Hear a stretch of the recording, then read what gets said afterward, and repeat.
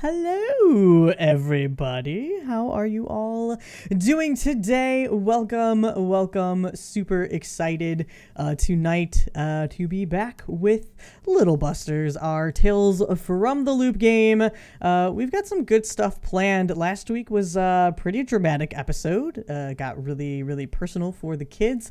But we're going to just go ahead and kick things off with our audience participation question to let the other players prep and get ready to answer some bullshit about the 1990s, which I absolutely never prepare for and completely also forgot to pick a question for tonight.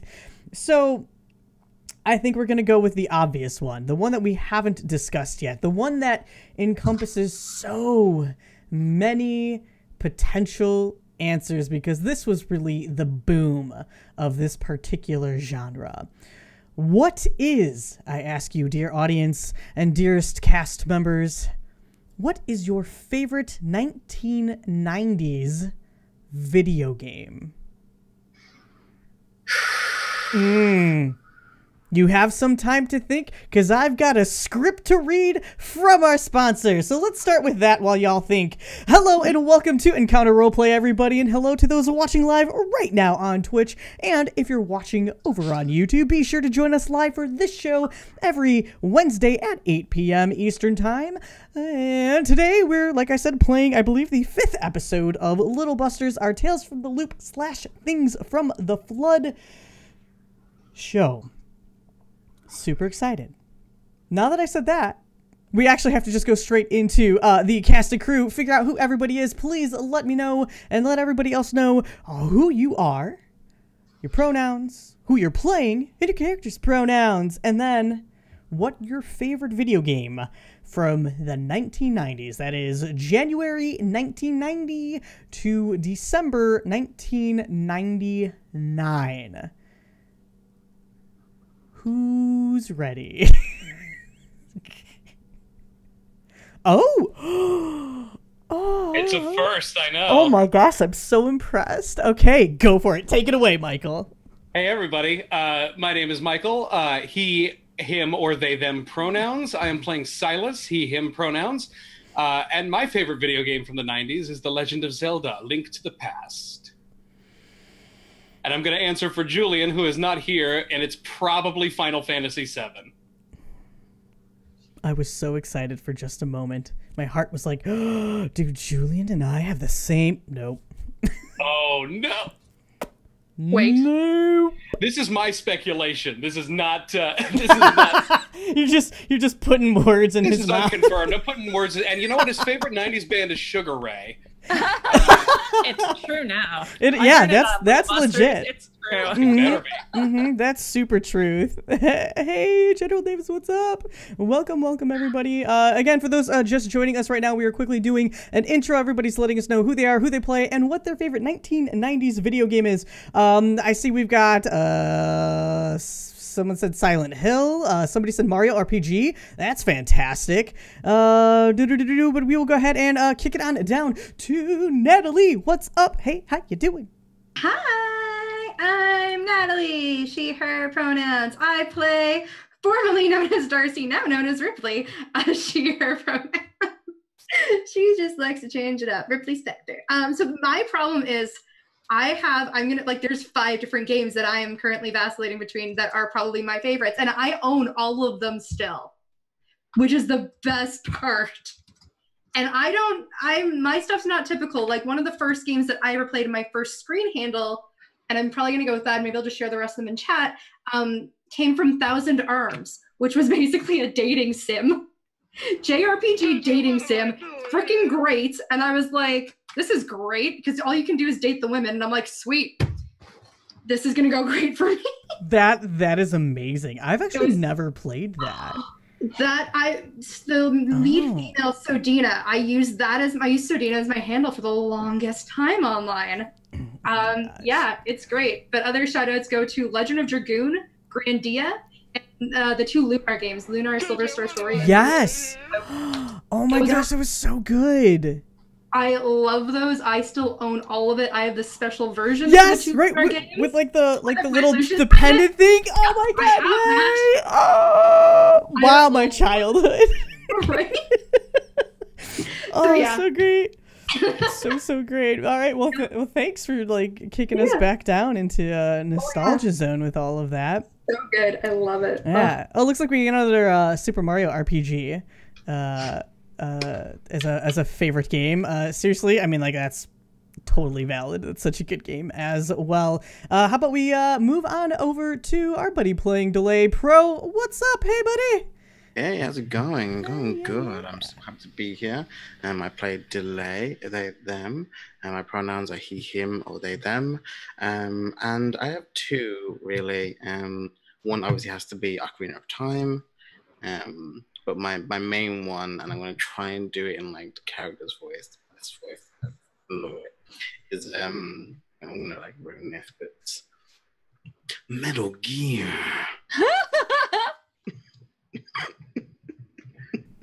Please clip that. It's so good, man. It's so funny to like look back and think about what games really came from the 90s, and there are so many games. And like they were still really strong and prominent through like the aughts, which is just fantastic. Oh, Dusky Fae, Druid DM, thank you so much for those bits. We love you. Much appreciated. Yeah, that's, man, Metal Gear Solid. Yeah. Yeah, I love the series. Kojima, Death Stranding, just give it to me. It's awesome. It's awesome.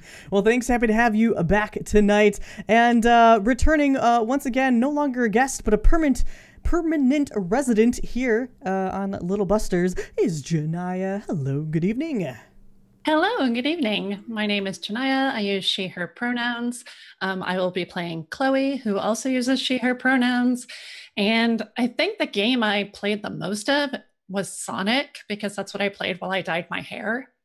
But I think my favorite game experience had to have been Silent Hill, because it was the first time I'd played anything with like a Vibra shock. And when the babies come and attack you in the very first scene and the thing vibrated, I was so scared. I threw the controller in the air and with two hands turned off the machine and the TV. And it took me like a month to pick the game back up. That is so beautiful. That's so beautiful. But I loved it. So I guess that's what introduced me to how much I love being terrified. Oh, that's so great. Now, do you still play like the Silent Hill series? Have you played any of the other ones? No? Okay. I mean, I think that when things got more graphic and less boo oriented, it was less fun for me. Sure. But there's so many, like the Last of Us looks so good, and I'm kind of like the new one that my toe is kind of tapping in that direction again. I would highly recommend it. I am not a crier, but let me tell you, I cried in that game. Yeah. It is very touching. It's a good story. Yeah. So do it. Play it for sure. So awesome. But it's great to have you back. Looking forward to our scene tonight, because it's spontaneous AF. It'll be fun. It's fine. And finally, we're going to say hello to Britt. How is it going? Your haircut looks super cute, super fresh tonight. Thank you. Happy to have you here. I just rebuzzed the sides. It's all fuzzy. Doesn't it feel nice? It's so nice. I love it. Hi, I'm Britt. I use they, them pronouns. And I play Ashley. And she uses she, her pronouns. I just said that. And I have a visual aid. I have a tie because I'm indecisive for a favorite 90s game. And I couldn't get a visual aid for one of them because it is 5 feet too far away from my microphone cord. But my favorite 90s game is tied between GoldenEye and 64 and this. Much love. I still have that after my own heart. Win the internet. It's the best one right there. I'm pretty sure before I die, I'm going to get a Balam Garden tattoo. Yes. And if if there's anyone anywhere who is Quistis in real life, I will marry you. If you're out there. Yes. Oh my.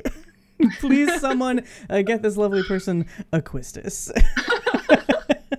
Well, thank you so much for sharing. My name is Gnome. I am your dungeon master / director here on this show, and I am with Britt on this. The best game to come out of the 1990s. I mean, GoldenEye was close. My brother and I spent hours beating the crap out of each other playing GoldenEye. Oh, you're cheating. Stop looking at my screen. Like, yeah, just stop picking Oddjob. It's not fair. I can't shoot you in the head that way. Right. Let's have a slap match. Okay. God. Oh, so many hours. I know, so many hours. But no, Final Fantasy VIII, hands down, my favorite game. I had to sink maybe about 180 hours into it when I finally got it. A game that was 4 discs long. Like, that's just insane. And the graphics that had come out, like the CGI was just so stunning. Oh wow. And the soundtrack, like, I'm missing the first disc because it's actually currently in my player because I'm trash. And I was playing it very recently. We stand so much.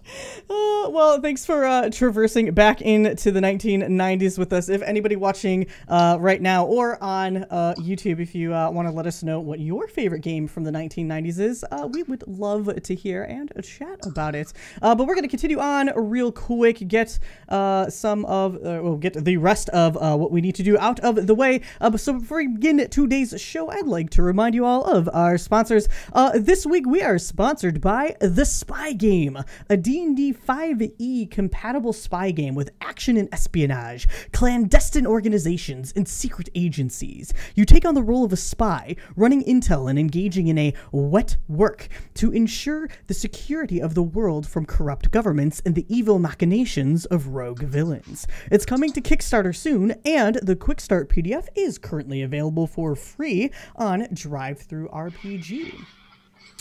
We'd also like to send a big shout out to Fantasy Grounds, which is our virtual tabletop of choice. All of the beautiful maps and rules you see tonight are using Fantasy Grounds, which you could try for free over at fantasygrounds.com. And you can also get all of your miniatures from Wayland Games. Go to waylandgames.co.uk and get yourself a huge range of D&D, Warhammer, and 40k miniatures for 20% off.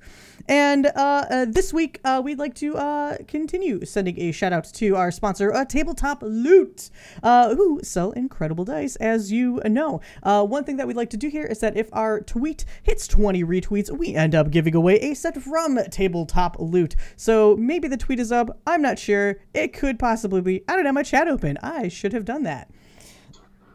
Also, camera. Hi, what's up? It's just, that's just how it's gonna go tonight. Finally, it loves that wall. It really loves that wall. Like, it's like, fuck me. I want that pink stuff. Like, that's dope. That's super cool. Like, no, fuck you, camera.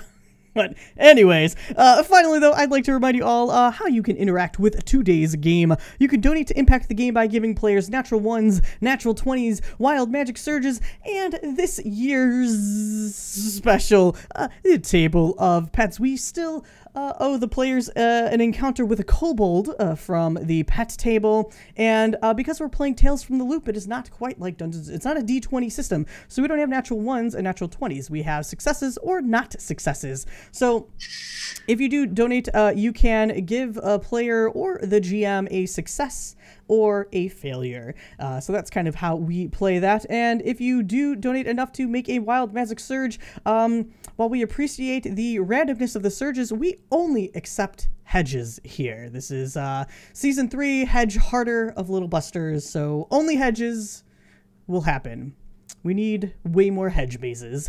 And also, if there's a moment that you do love during the show, please remember to clip it on Twitch, because we love to use them in highlight reels over on Twitter. And with all of that being said, I still have breath left. Maybe, I don't know. We'll see how tonight goes. We've got some shenanigans to jump right into.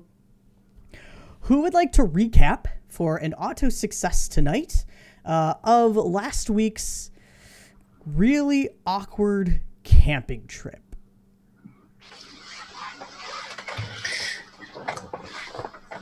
I think that Ripley should do it. Oh, yes. It's going to be great because it's like whatever I remember. Can I scroll back up through the chat so I can just give my everything again? Oh, I'm just saying, like, based off of what maybe Darcy Ripley would have heard, you know, kind of like do it in character, maybe. Not to, you don't have to do it if somebody wants to actually do it. I'm just like, oh, wait, this would be great. Do it. It'd just be really entertaining because it's going to be secondhand information. I'm all for it. Get that auto success. Please fill in any/all gaps because there's probably tons. If the recap is wrong, is it an auto failure? Oh. No, why would you even entertain? Don't why I'm so sorry. Michael? I'm sorry. I'm sorry. It's only an auto failure for Silas. Please. He deserves it. But he can already do that with 10 dice, so. Sorry. Shots fired? Shots fired, which is what happened last episode on Little Buster. All right. Yeah, go ahead. Ripley, let us know what happened in our awkward camping episode that you weren't here for. That I was not here for. Right. So it seems like Cece decided to kidnap everybody, or at least like lie to them and then tell them that they were going to go somewhere else. And then she took them into the middle of the woods, but she didn't take me because I'm too sneaky. So I hung out with Sal. It was great. But they all had to go camping, except for she kind of left them outside the cabin, and she just kind of locked herself in the cabin. And then everybody started realizing they had to talk. That didn't go great, so Ritter decided to go off to a lake and do some drugs. And while they started making food, then the food got ruined because, I don't know, Silas really wanted beans, but then no beans for Silas. And then...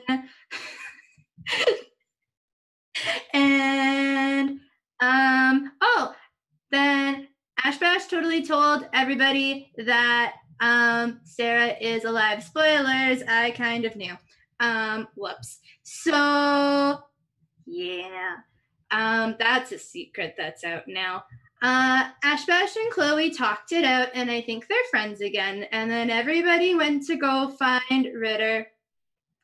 And everybody told Delay about what happened with Ritter, with the aliens, and being taken over, and he's not happy with that. They're not happy with that. I'm sorry. They're not happy with that. Also, his arms are weird. That was weird. It gets weirder. So they go to the lake, and Ritter is spinning around like a crazy person because he's on drugs. And Delay comes out of nowhere, and they shoot him. Well, they don't shoot Ritter. They shoot a duck, which then they don't get. And so then there's still no food for everybody? I don't know. It became Duck Hunt, featuring Delay, which I'm pretty sure is a game in the 90s. That's a Natalie note. So Delay played Duck Hunt and succeeded. And they took Ritter back. Also, they all started getting drunk, kind of, because there was beer, the really bad beer. And then Cece took Silas inside the cabin, and because there was a tape recording of his mom. Oh yeah, that's gonna be dramatic. And so something inside the loop is going on. This isn't good.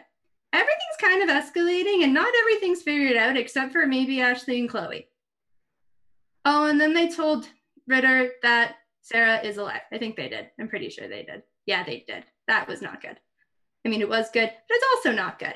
So I think that pretty much sums everything up.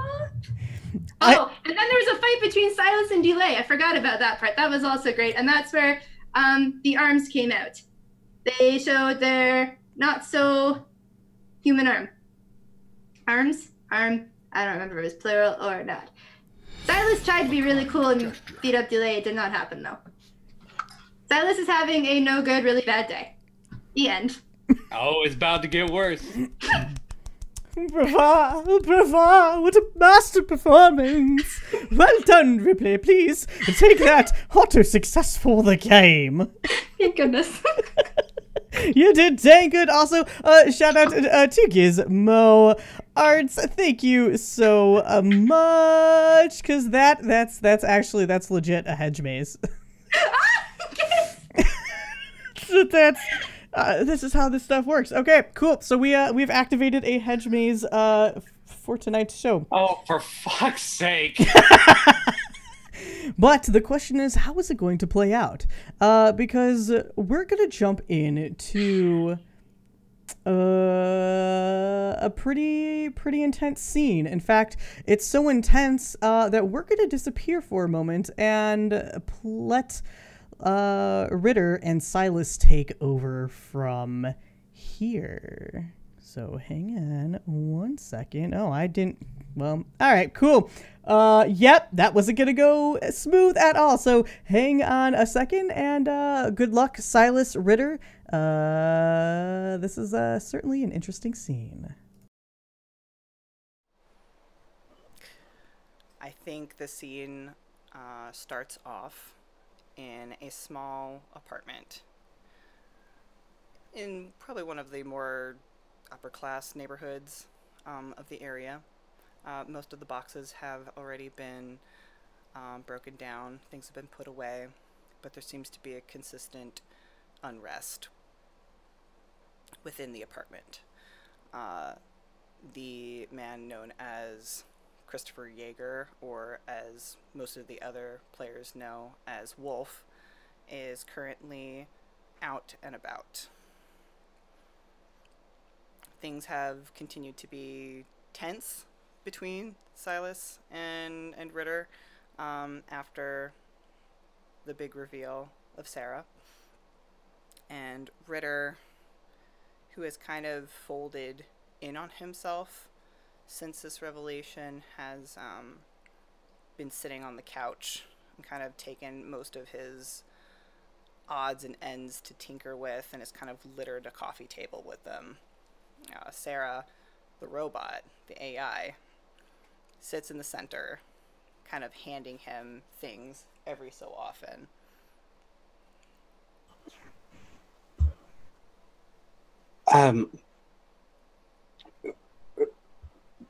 Ritter, are you?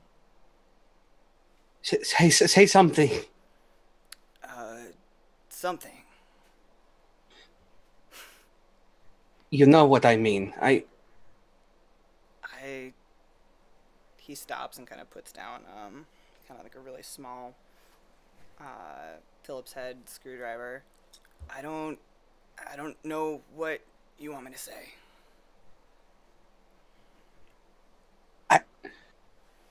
We haven't talked about Sarah yet. No, we haven't. But I'm looking forward to... He swallows hard. Seeing her, you know? I heard she cut her hair.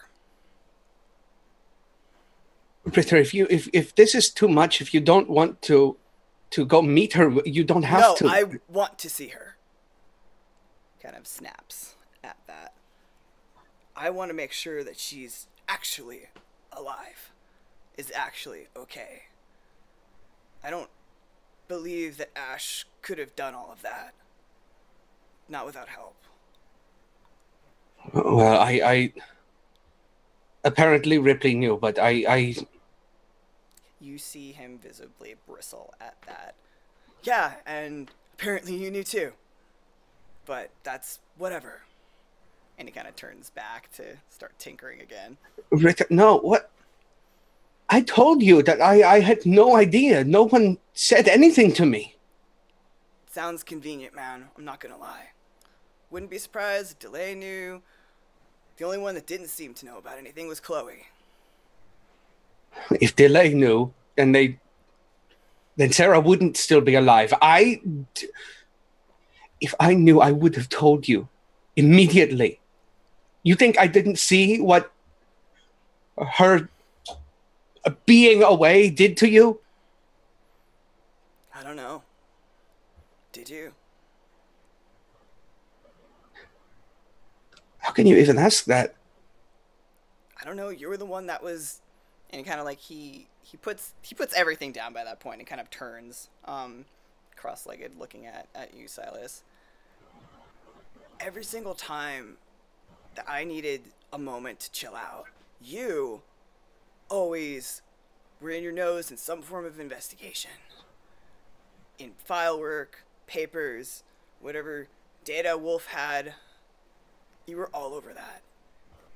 And then when we get here, you say that you're done with all of that. So I don't know what to believe with you anymore, man. I just want... When we were out, I wanted to take that pressure away from you. You had enough to worry about with Sarah and all of this. And your uncle meeting him for the first time. I just figured that I would take over the investigation and that you would not have to worry. Well, that didn't really help. And now I feel like we're behind on everything now. And I'm trying to take this seriously. And I don't care what the fuck anyone else says. I'm still gonna do what I said I was gonna do back then. I'm gonna help Sarah get out. Help Sarah go back. Help Jacob go back. Why is that your job, Ritter? Because the cat told me. The cat told me that my mother was some sort of monster, and apparently she's still alive. And listen, you can't. You're not her keeper. You're not her guardian. He said that I was supposed to take care of her no matter what. Well, whose word is more important, Ritter? The cat's or... You promised me that you would stay clean. He kind of like, he like looks back at that. Excuse me? Now we're talking about that? You're losing your focus. No, this is keeping me way more focused than I am without it. You weren't there when I had to sit there for 6 months in a circle dealing with a bunch of other crackheads and whatnot that had to talk about their feelings and shit. I couldn't talk to them about anything, dude. It's not like I could say anything about Sarah or whatever. Well, let's not forget the reason that you were there in the first place. I don't remember anything. I'm sorry. I know you don't, but I do, Ritter. Yeah? I remember everything from that night. He like looks off to the side and he's like, yeah, and I thought we were past that. I thought we were too. And then I find out that you're taking drugs from Chloe and you can see yourself in the lake, Ritter. You could have gotten sick or shot. All right, calm down. It's summer. I was in a pond. And yeah, I can't say anything about Delay trying to shoot me. But hey, it doesn't change the fact that they pointed a gun at me once before. And so did Ripley. I'm used to it by now. You're not. You shouldn't have to be used to something like that. And you shouldn't be. I was trying to help you. Look, I get it, but I really need to take something to just take the edge off. Chloe does that, okay?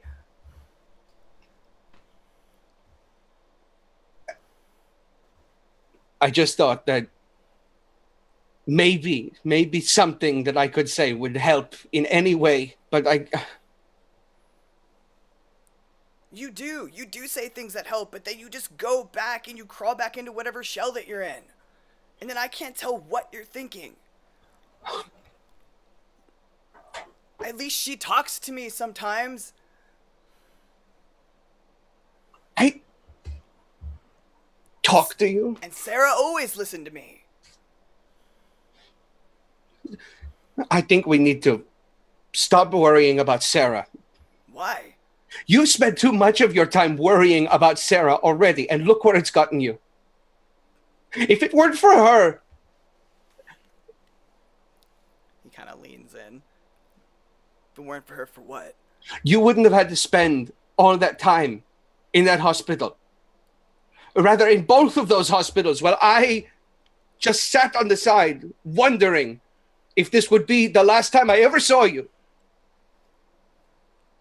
He kind of, like, his lips press thinly at that. He's like, cool. We didn't ask for this, but it happened. And she's important. She is one of the only ones left. I thought I was important. You are, but sometimes I don't know what's important to you. You say you want to stay, you say you want to go. You say you want to find your mom, then you say you want to forget about it. I don't know what I want. I want you to be safe. I want to not worry every day about what you're going to do next. I'm safe here right now. And I've been safe, and I was safe in the fucking prison that you guys put me in. You think that you were the one in prison? Yeah, I was. Limited internet access. I couldn't connect to anybody outside. Dude, I didn't talk to you for like 6 months. That was your choice. My choice? I didn't make the rules and regulations of that place. No. It was your choice to just go out that night. I was coming back. We would have gone to the club together, and then I wouldn't have had you find you bleeding on the street hours later. That was your choice. Did you think about me when you made that choice? He looks a little guilty as he looks off to the side. I just really needed to take the edge off, dude. And you were taking forever, and I just needed to go. And Wolf offered to take me there, and he got me in. We all need things, Ritter.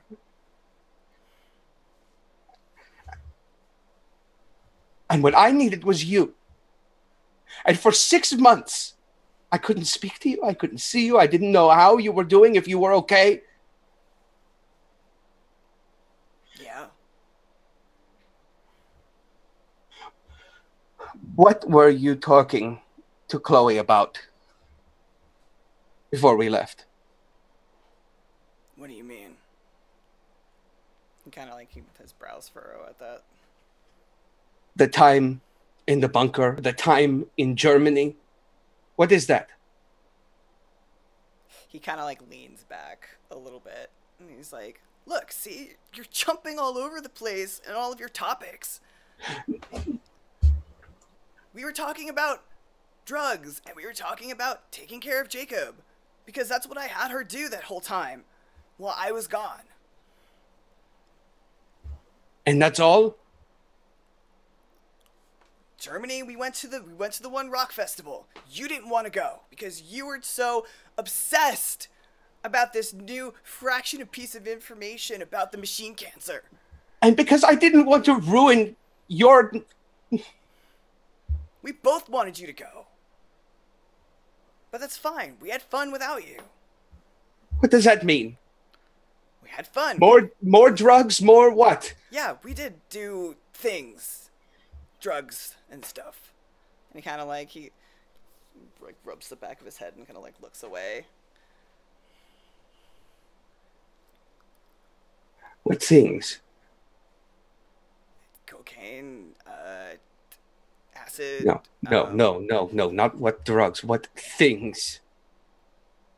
We went dancing. That's what you do at these things. And do you remember that night at all? Yeah. Or did you forget this one too? No, fuck you, dude. I do remember what happened that night. I remember what happened. And you know what?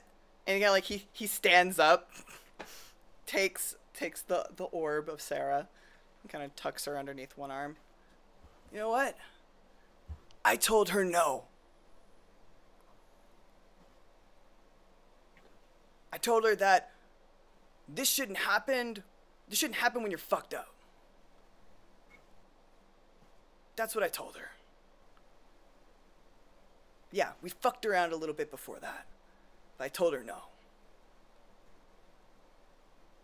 Now, if you're done interrogating me, I got stuff I gotta do.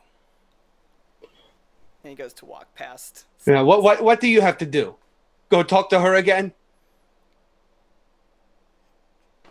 At this point, it might be more productive. Yeah, we saw how productive you can be when I'm not around. He kind of stops. He's like, I've been trying to do things that are productive. I've been trying to get to the bottom of this with this bullshit loop stuff. I tried. We put you in the hospital. We put you in rehab. And did you try there? Did you try to get better? For me, at least, maybe for 6 months. You keep lonely, Ritter. What? I said I was lonely. Yeah. Think I wasn't lonely there too? What the fuck does that mean? And he turns around. What do you mean? Nothing. It's whatever. It's. No, this is definitely a something. What do you mean you were lonely? And he kind of he goes to approach Silas at that point. You got yourself put away for 6 months. I got myself put away.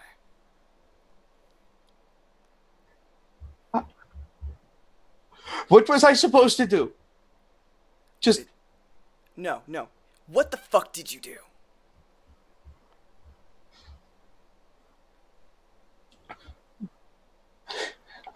Who?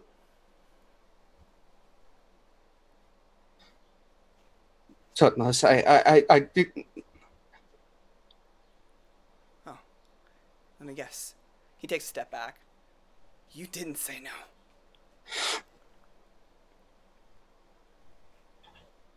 Cool. It wasn't... No. It's, you know what? You're right. It's fucking whatever. Fucking whatever. Ritter, it wasn't... He turns around and he kicks like an entertainment stand, and the one rung comes out, like one of the metal rungs comes loose, and the TV crashes down, breaks, electricity sparks. Cool. Well, you can fucking stay here then. I'm not staying here. I'm gonna go be productive. Try to fix things. Richard, no, we can... No, go fix whatever with whomever. Dude, I'm done. What are you saying? I'm done. And he turns around, goes to the door, opens it, and slams it closed.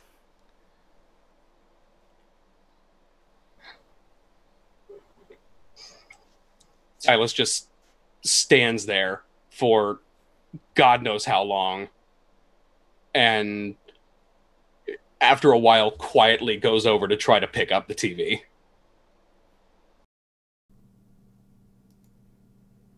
And we're back.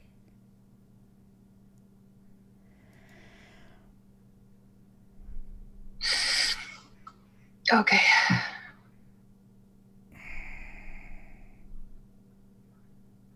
Who would like to start? We're going to do some one-on-one scenes. This all occurs in the week in the week since you were all kind of kidnapped by CC and heading to the, or had your camping trip to try to fix things. And as you can see, things didn't get fixed. So, I don't mind going. you want to go first? Yeah, Okay. I don't mind. As a heads up to the wonderful cast, I don't have muting abilities for each of your mics because it's all in Zoom. So just be aware. But Delay and I are going to have a little private time. So, hello, Delay. Hello. What have you been up to this week? What is something that you want to go over?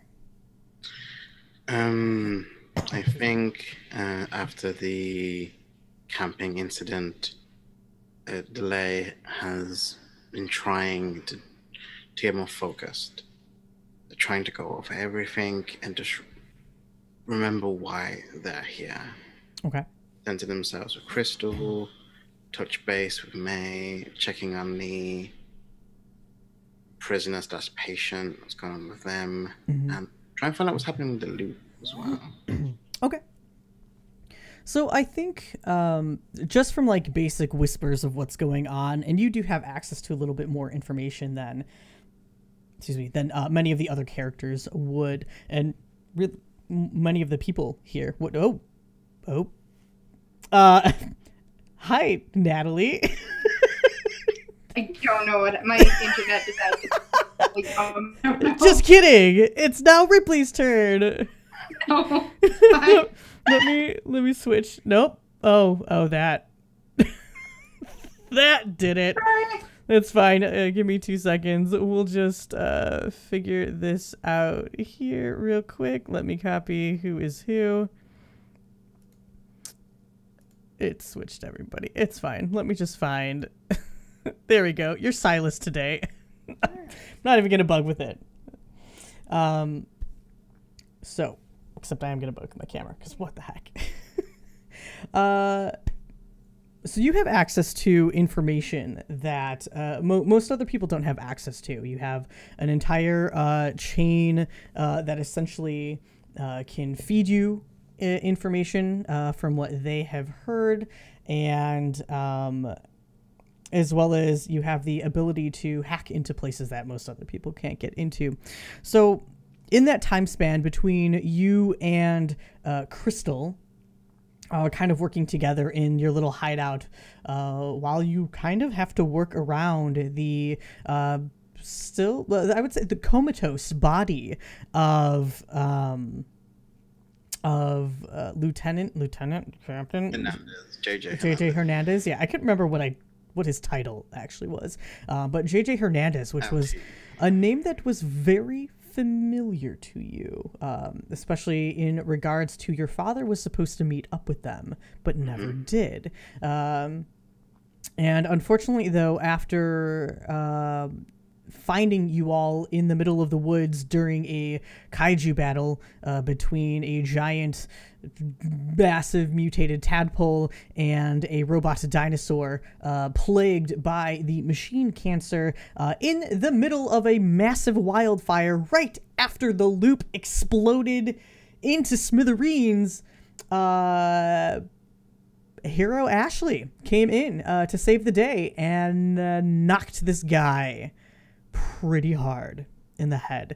So much to the point that he needed medical attention. He was not going to survive the night. But after some quick thinking, and whether or not it was smart or not, both Ritter and Chloe made the decision to feed Jacob, the Derricor, this alien sentient parasitic symbiote, into the dying Hernandez, and hoping that the parasite would help preserve him, would help keep him alive. And so far, it's been a couple of days, and he's still alive. He's still breathing. Yeah, I'd love that bookcase too, camera. You know what?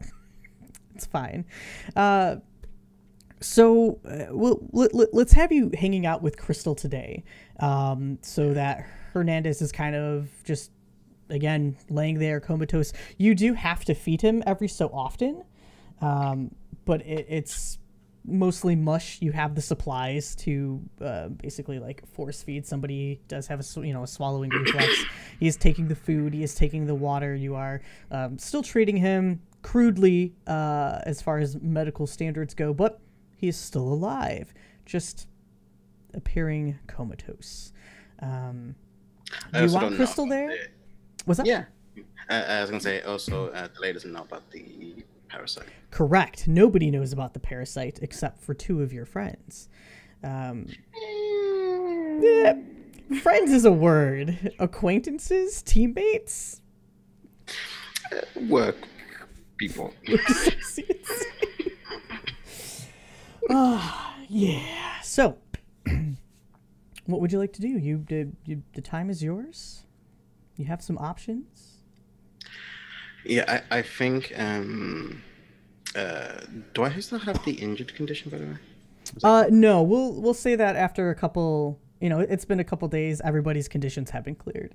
You've been able to go speak. Whether or not you want to play with your anchor, which everybody else can do as well, or you did it during the time span, but your conditions are cleared. Yeah, I think as Crystal is feeding Hernandez, I think I am just kind of checking on May. May is this robot in the this humanoid robot in the middle of the room, kind of like human mannequin kind of face that kind of moves, very high tech with synergy kind of technology. I think Delay would be kind of trying to connect. I think as Delay is trying to fix them, has like the middle open, trying to just get them working, not really having much luck. Does the bullet damage that seems to ricochet inside. I think how Delay kind of uses this anchor as more of like a flashback mechanic. Sure. And I think they are remembering as they look over at Hernandez a few months after they woke up, after being almost face to face with an explosion, and learning to kind of use their robotic hands that May had set up for them. And I think we just see Delay sitting on a bed trying to grab a pencil, just trying to grab at it, but just smacking it with their hands. And during this kind of bleak room with this militarized bed, very sparse, and I look up towards me and I just say, I can't do it. I just can't. His hands.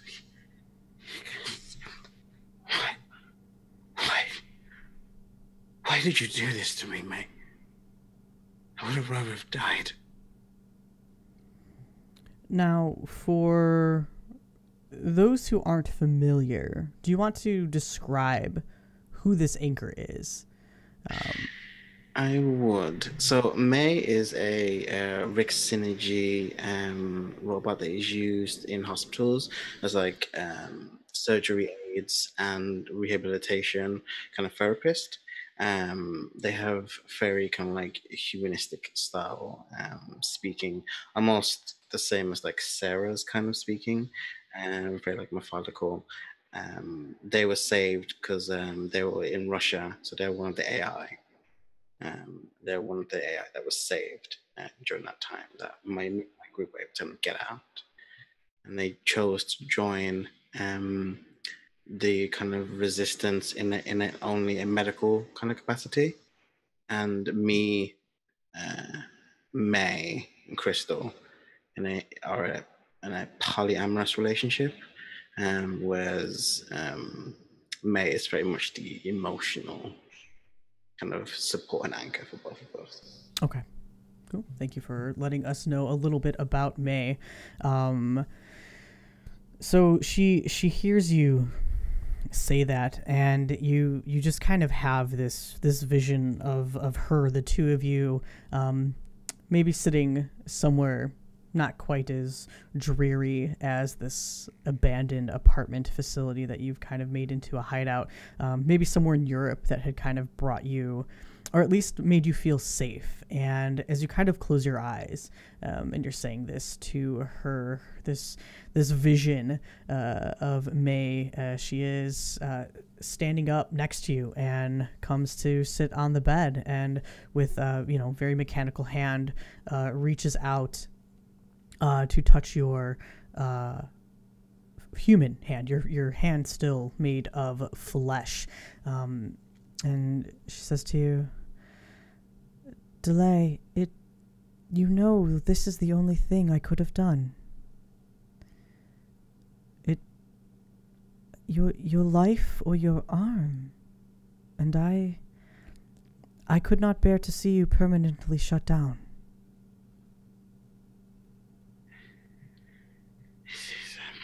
I'm basically useless. No, Delay. And she reaches up and kind of like touches your face. You are not useless. Your limbs do not define you. Your body does not define you. What defines you is here. And she like kind of cups your face and places her forehead, that metallic forehead, up against yours, and then removes one of her hands and touches you in the center of your chest. No one can take your core. Delay's just like crying silently and just says, I am useless. I can't leave these people. Mice is dead because of... He threw me out of the way. It was my call. Now this freak. No, Delay. Mice did what she had to. She did what you would have done for her, what I would do for you, what I would do for Crystal, what Crystal would do for us. It is both a gift and a curse of humanity to be able to create life, but to take it away as well. And she gave her life so that you may continue this fight and protect people like me, and protect the rest of the world so unaware of what really goes on, for what other horrors are out there. She did that for you, as you would have done for her, and for me, and for your friends. Not everybody needs a leader, and maybe you are not the leader role. You have certainly never steered me wrong, but sometimes what friends need is just a friend. I don't know how to be that. Everyone I've ever cared about, I put in harm's way. And I'm always the one who's left alive. You still have... Go on.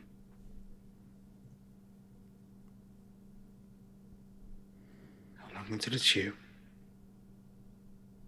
How long until it's Crystal?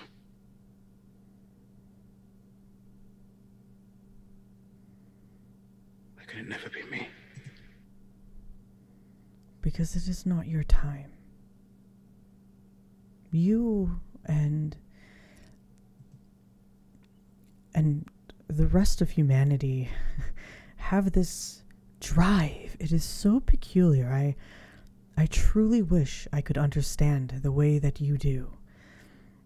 This belief that there is a greater calling, something that pushes you to continue on, something that doesn't let you give up in the face of great adversity.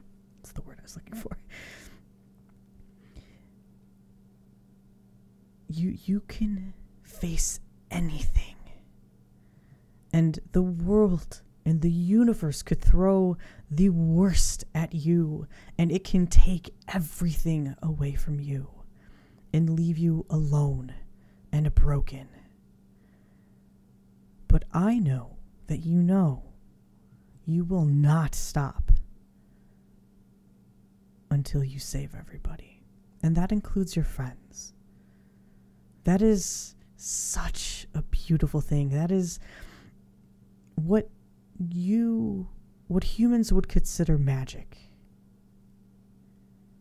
It's magical. You are magical. And your life is worth so much more than you're allowing yourself to believe it is.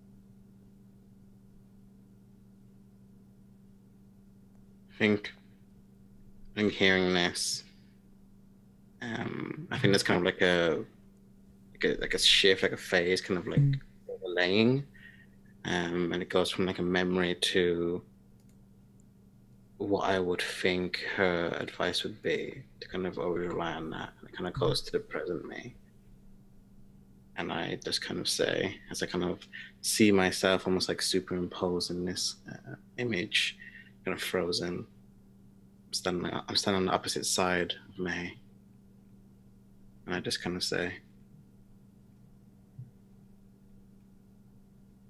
I don't know what I need to do without you. I'm back in my hometown. I swore I'd be better. I promised Crystal I wouldn't do it again. But I saw mice in the flame. There was a fire in the woods, and I could hear her screaming my name. I just wanted to go and save her. I almost killed someone who is innocent. Victim of their own bad choice. Like me.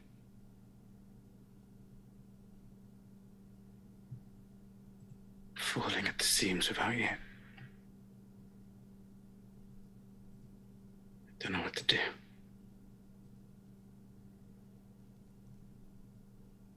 What would you tell me to do?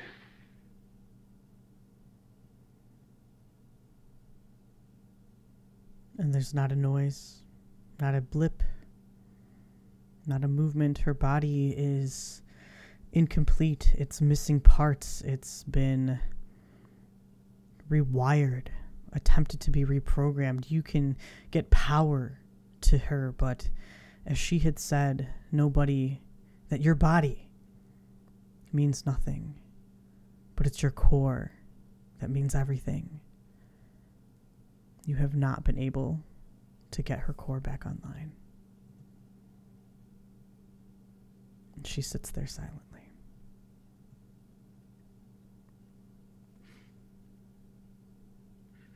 What is the information I've gotten regarding the loop of what has exploded since I've been able to picture? So what everybody else knows is essentially there was a leak since the loop facility itself had been shut down for a little bit. Well, actually for a couple years at this point, after many problems, having possibly created the machine cancer, and just the lack of maintenance that had been going on. Something short-circuited. It started a fire. There was nothing in place to take care of it, and it got through a certain area, and that caused a massive explosion. The other two cooling towers remain intact because they are technically in separate facilities on separate platforms. So those two still stand. The military and the police are still heavily involved in the investigation as to what's going on. There are tons of people still cleaning up stuff. There have been a couple reports of some casualties, either accidental, just by being crushed by some of the debris that had, just exploded all over the county, essentially, acting like little, bombs. And a couple people who were just like maintenance crew, who had still been within the Loop's facilities, still on the payroll, unfortunately did not make it out of the fire and the explosion. Other than that, though, the public is very tight-lipped. However, because of what you know and who you know, you've been able to kind of get some information that leads you to think that this was not so cut and dry. I mean, you wouldn't believe the military anyways, saying that it was just a casual explosion, especially with everything that you've seen, everything that you've been through. But you get a sense from all the information that the Ivani may have had something to do with this. Now, you're not sure why. You don't quite understand the motive, but you were able to get a piece of information that showed you there was a large use of energy in a particular chamber that seemed to spike just before the explosion. And that's the information you get. Was this chamber above ground or below ground? Below ground. Okay. Thematically speaking, it's the same chamber that Silas was informed about. I believe 4th floor, 2nd door. I don't remember. It's something like that. Full score on 7. There are any pictures that I could get? They're not so much pictures, but there is some like video footage, like just a brief moment before the feed cut short. You can see it's very clearly a hallway. There are 2 people that are standing outside of a glassed window, looking into something, and all you can see on the inside is just a bunch of like flashing lights, and this light just kind of starts pulsating more and more, and then it gets kind of frenetic, and little bolts of lightning just start like shooting all over the place until eventually blinding flash. You can assume that was the explosion, but that's the only footage that you've been able to recover. And was there any image or any kind of mention or anything like that, or anything kind of news of or anyone might have seen that fits the description of the person I'm looking for? No, but you do notice a symbol on one of like on the back of their neck. There is a tattoo, and it is of a rose.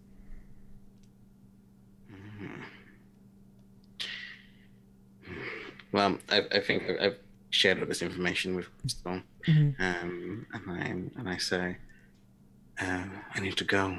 If he wakes up, page me. The rifle's over there. Does anything? Remind him who's in charge. Yeah. And she's got her like legs kicked up, and she's like flipping through a comic book, like pretty haphazardly, just letting you kind of do like your emotional thing. She's used to you walking over to May and just staring into space. But her feet are probably like propped up on the table that's like above the body of Hernandez. Like there's like a table like moved over him, so she could just be comfortable as she watches shift. I go over to her and I kind of kiss her, and I say, right, I want to go. I don't know if I'm going to be back, but I'll let you know. I'll page you. It's time I speak to my own boss. Go save the world, big hero. And she kind of like kisses you back and like smacks your butt as you walk on off. Not about you, you know that. And I'm going to go and I head out, and I'm going to go see Ashley. Okay. So on your way to seeing Ashley, as we're going to kind of like exit this scene and switch on over to everybody else, because you're on your motorcycle, correct? You've got a Yes, I got a motorbike. Okay. The camera, the audience, watches as you start cruising down the road, and the camera just kind of backs up until a car kind of pulls out from one of the subdivisions and just seems to be indiscreetly following you. We're going to end your scene here. Thank you for playing. Thank you for having me. Hello, everybody. Welcome back.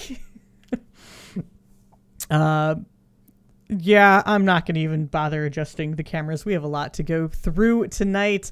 I hope you don't mind this format.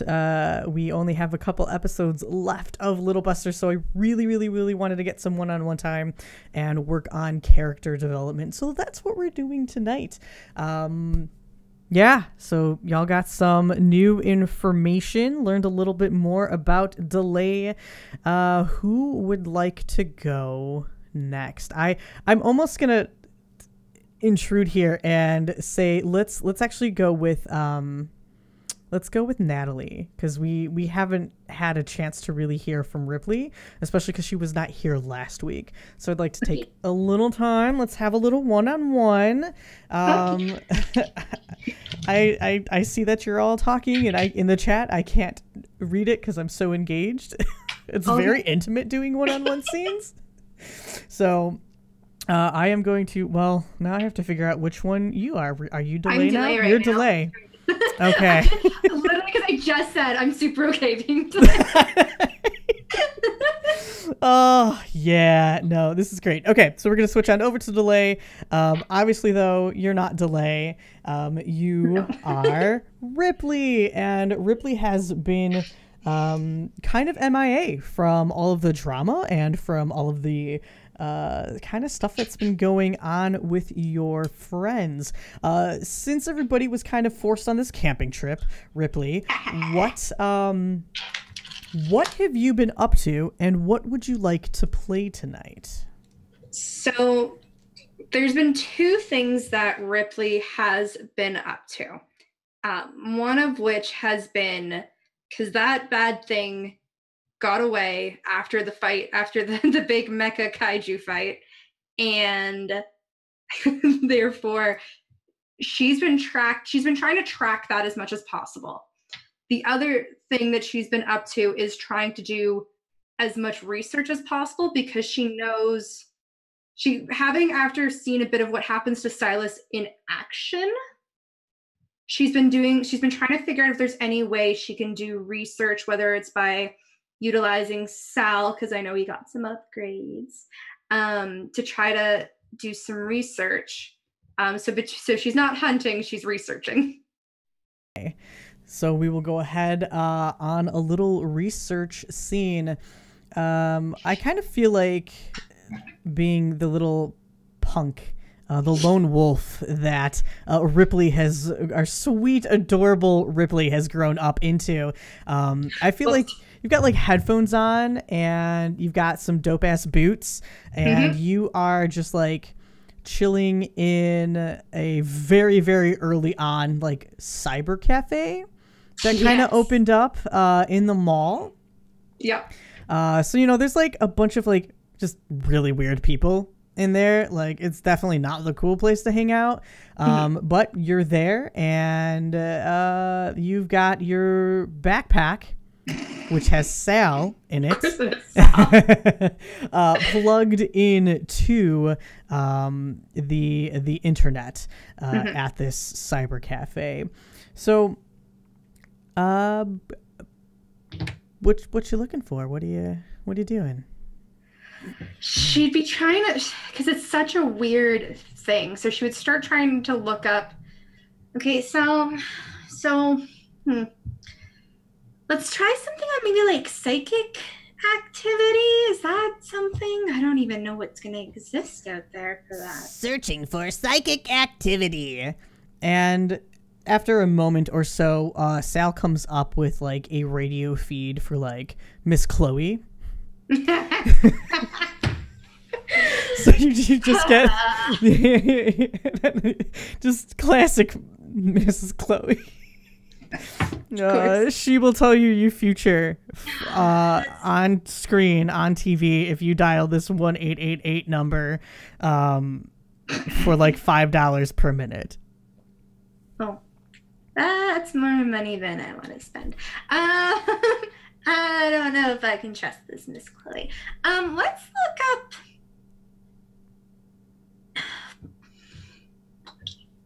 inhuman powers. Try that, Sal. Searching for inhuman powers. And like Sal takes a couple moments because it's the internet and it takes a billion years to You get that dial-up tone every single time. You have to like disconnect and then reconnect and disconnect. Yeah. No, you have to do that. You've got a solid, stable connection.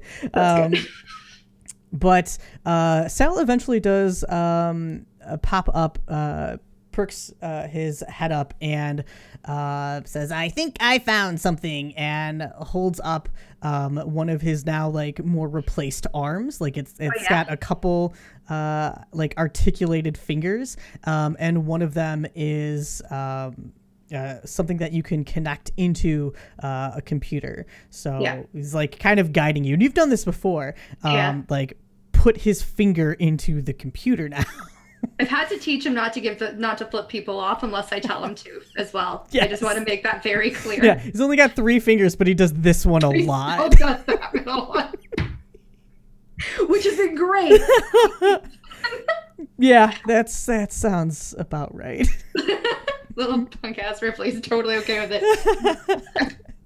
So you guide his hand because he can't see what's going on into the computer, and you wait a moment while he takes a bit of time to interface with it, and eventually the computer monitor kind of like gets taken over, and this kind of looks more like you know how like Ed from like Cowboy Bebop like hack stuff, and it's all like they just take over like it's a complete UI change, different colors and stuff like that. This is what happens, but in Delay's color scheme, and Delay's like just like cool punk hacker type style.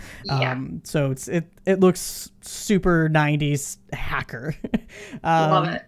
Love it. And so like you see some like information just like stop popping up, and eventually Sal kind of stops on a forum post from before 4chan was 4chan. I don't know forums back then. I didn't peruse them in the super early 90s, but basically as you kind of start reading it over, it's about a group of people. It's almost like a support group that you've kind of uncovered for a group of people who claim to have been either abducted by aliens or experimented on in Rick Synergy facilities. And these people are claiming that they are suffering from intense migraines, nausea, vomiting. Some of them have seizures. Some of them just completely pass out. There's rumors that there's one person who went into a coma and has not woken up yet, and that after their experiences with these alien beings, they essentially have this like superhuman ability. Some are just ridiculously strong. Others can stretch their arms to an inhuman length, and others are able to read people's thoughts.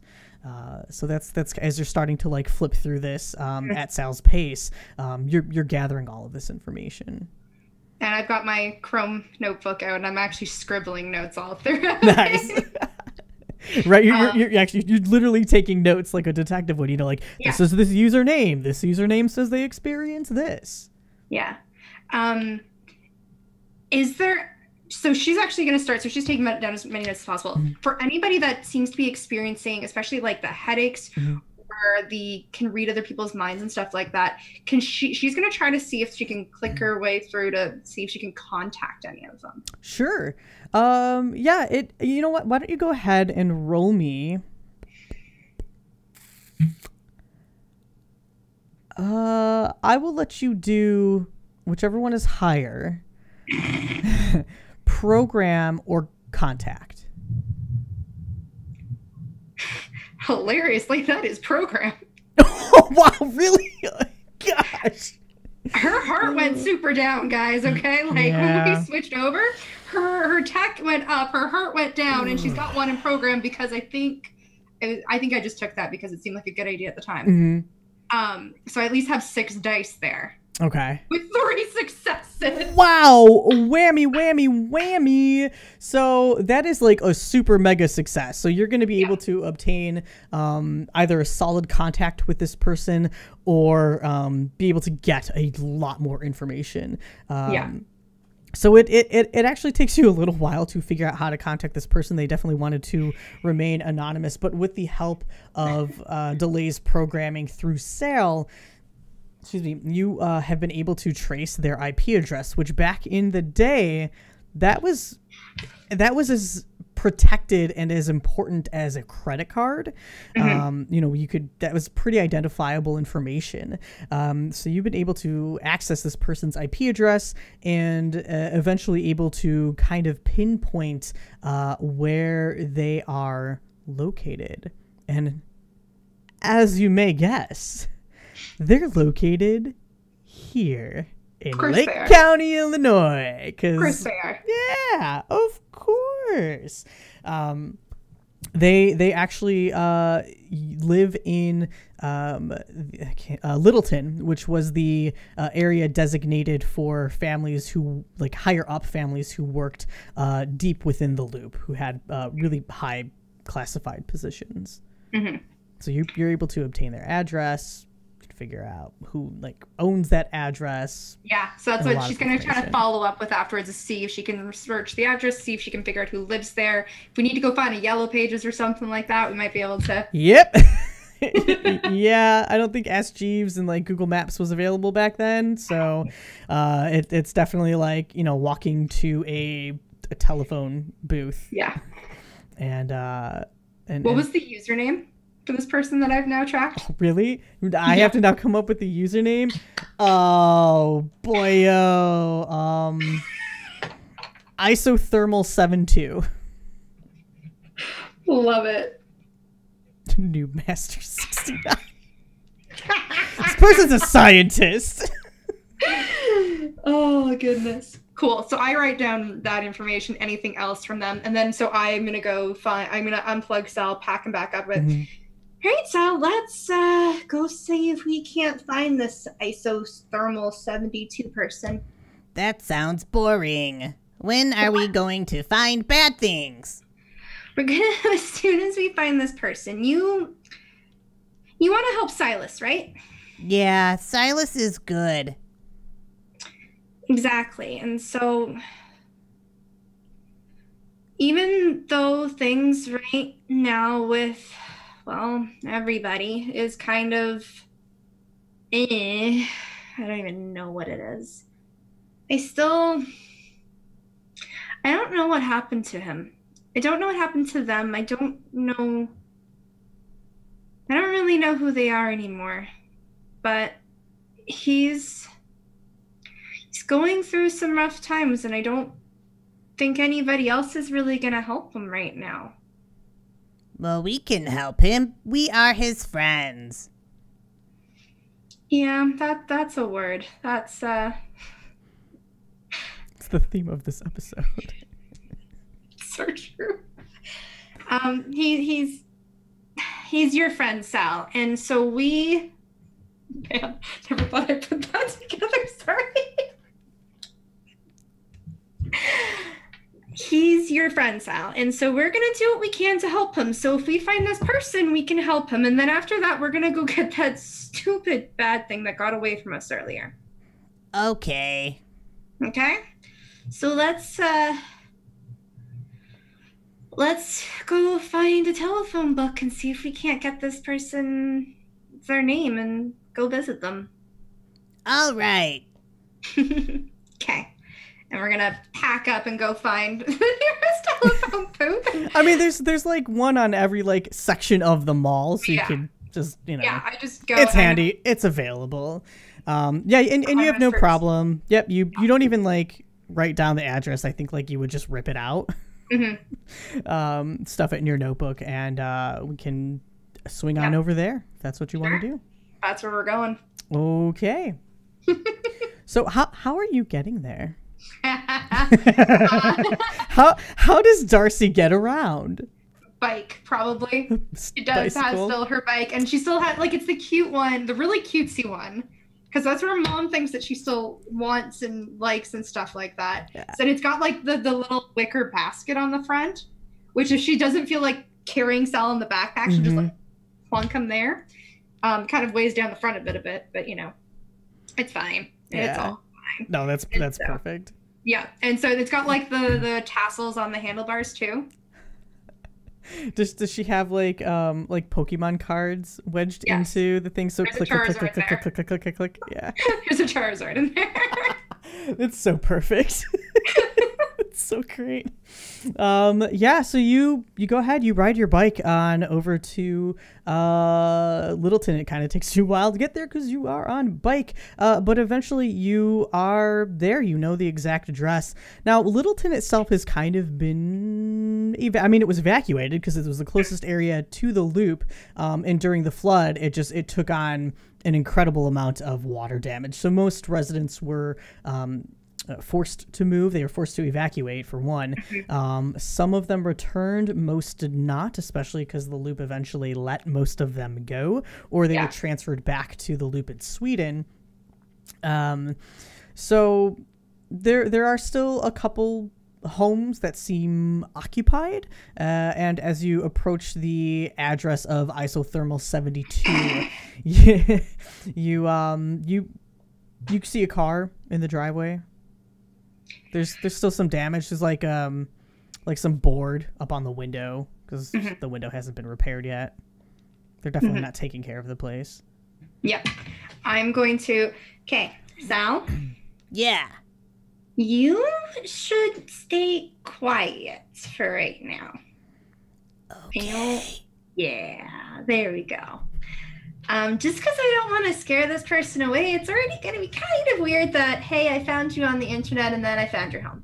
So I'm already not leading with the greatest entry, but we need this person to help us. I just realized I don't know how many people are in this house. We're going to figure that out. And yeah, it's going to be great. I don't know how this will go, Sal. We need to sneak around later. Okay, whatever you need, friend. Okay. And then after this, I promise we're gonna go hunt the bad things. Yeah! Yeah! Oh, yeah. Tries to be a little more quiet about it. And I'm gonna go and knock on the door. Okay, yeah, straight up knock. That's cool. Yeah.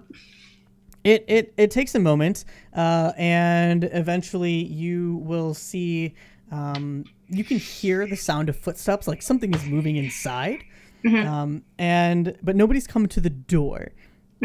But you notice the window, and like as you kind of look over, you see the blinds like close. The curtains close.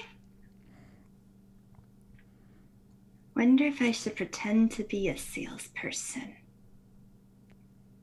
I don't know.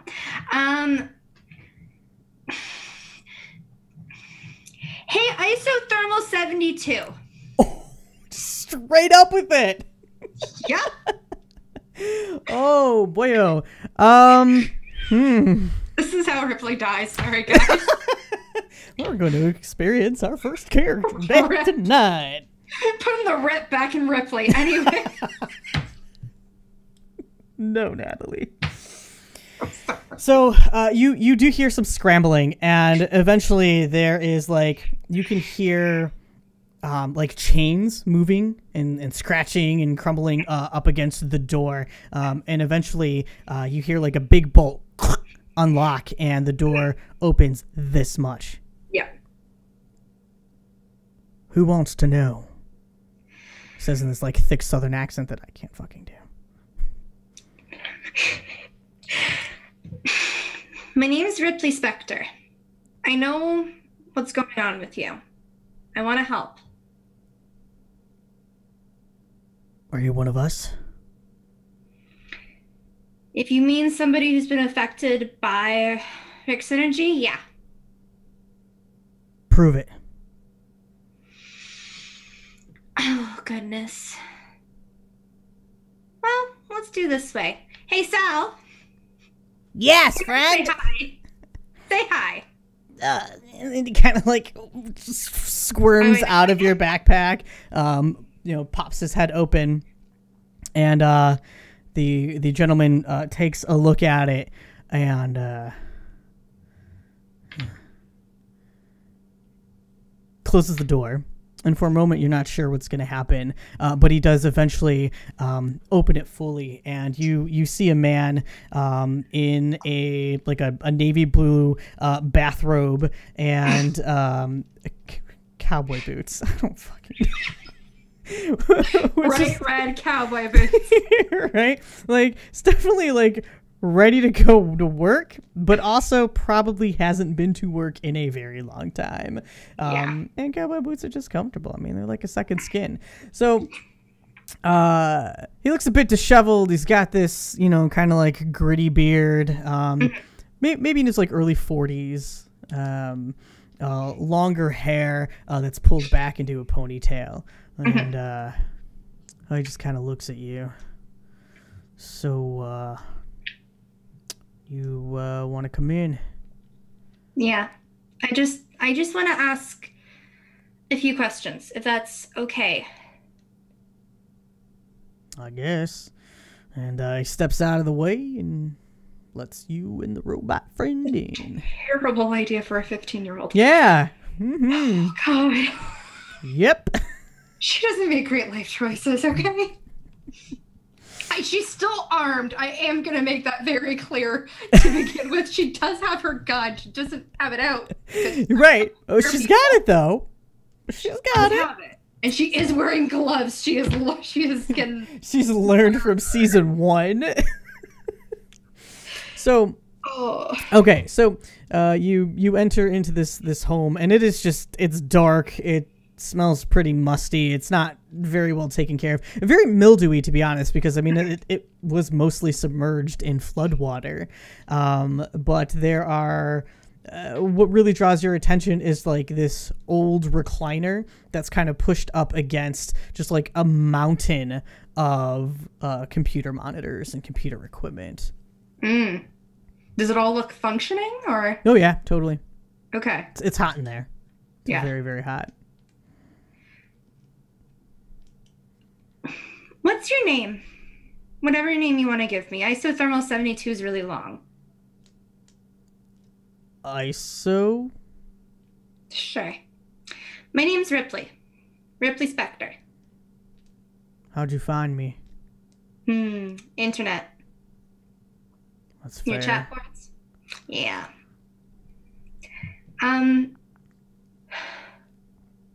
How did this happen to you? Well, I mean, the flood happened and kind of lost my job, and I mean, I know it don't look great here, but it's still a home. You don't gotta be rude about it. No, I mean, no, it's fine. I mean, your powers. When did those happen? When did those start happening? Do me a favor and roll charm. Oh, God. Yeah, Okay, wait. I don't want to roll it again today, so let's use that auto success. Gonna auto success it? Hey, that's the best time to freaking use it. So, all right, here we go. We're auto successing this. Because for the record, her charm would have been 1 die. Yep, that's definitely the way to go with it. So, all right. So he's. You showed him a robot. You knew how to find him. You're also like a kid, so there's no way that you're working for Rick Synergy or the government. Oh yeah, no. So he's kind of ruled that out. And he kind of looks to you and he goes, from what I can remember, they took me up into their spaceship and hooked me up to some things and injected me with some things, and like he kind of pulls down the bathrobe a bit to expose his back a little. And you can see kind of like this peculiar scar that's in the shape of like a geometric shape. It's like, that ain't mine. I don't do tattoos, but yeah, that's what I can remember. And I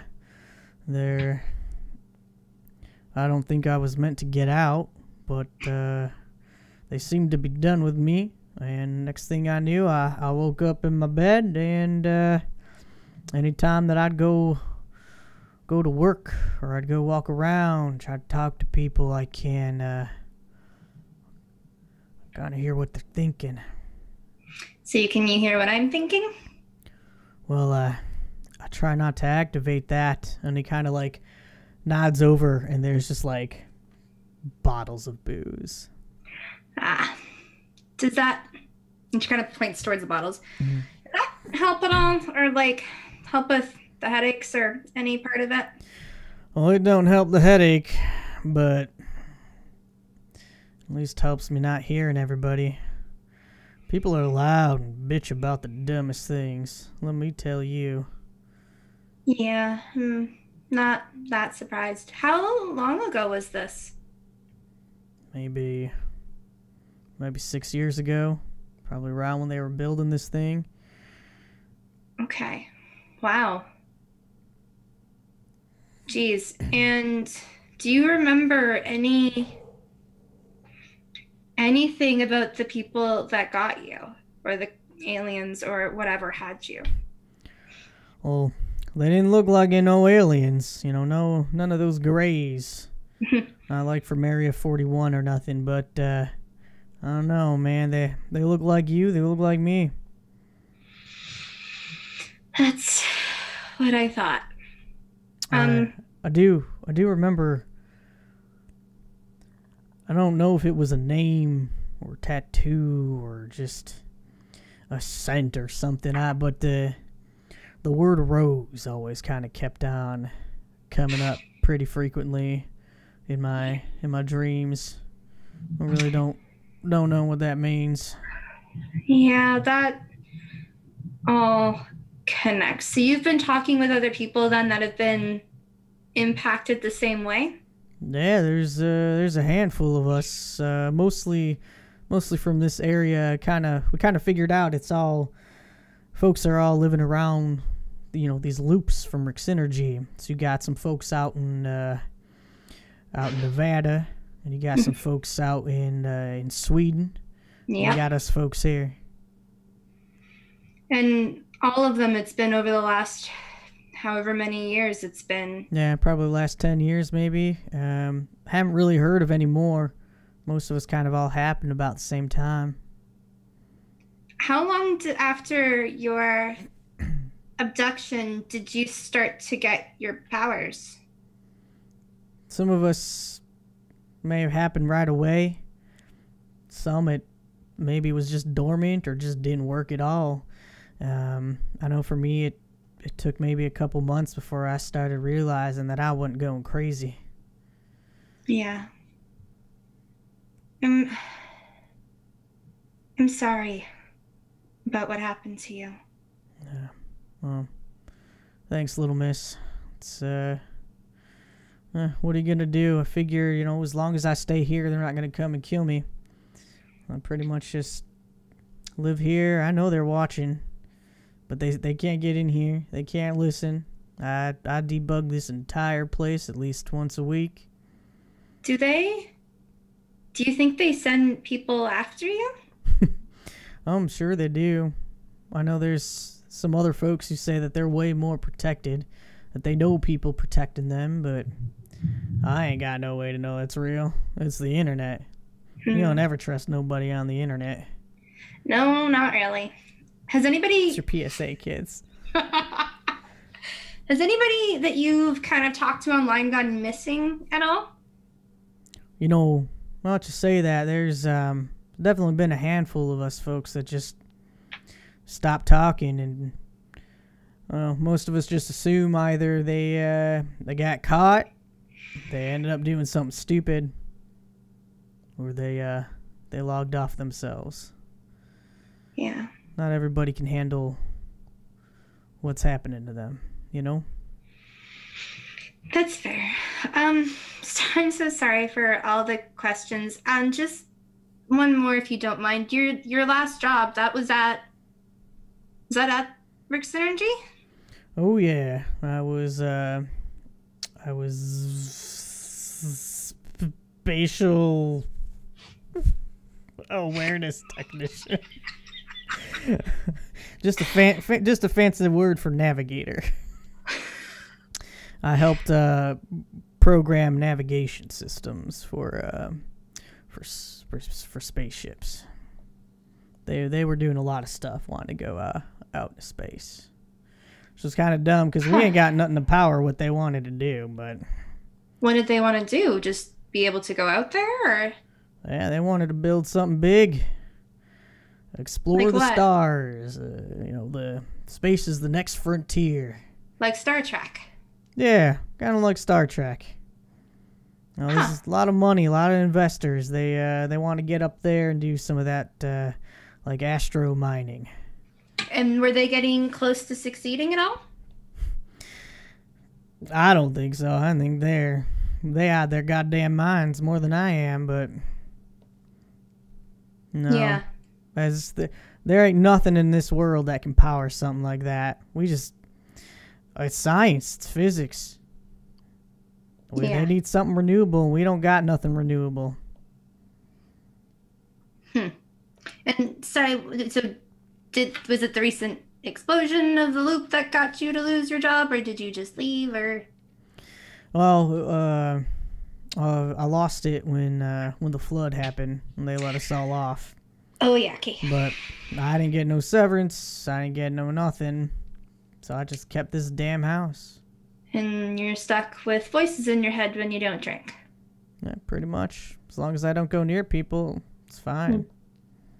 And has anybody online been able to figure out a way to fix it for anybody?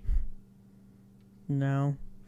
One thing, this one buddy of mine, he does this weird thing. He can kind of shift his hand, and it gets like, it almost like it reprograms his DNA or something, and he can grow some fur and grow some scales. Weird kind of freak show shit.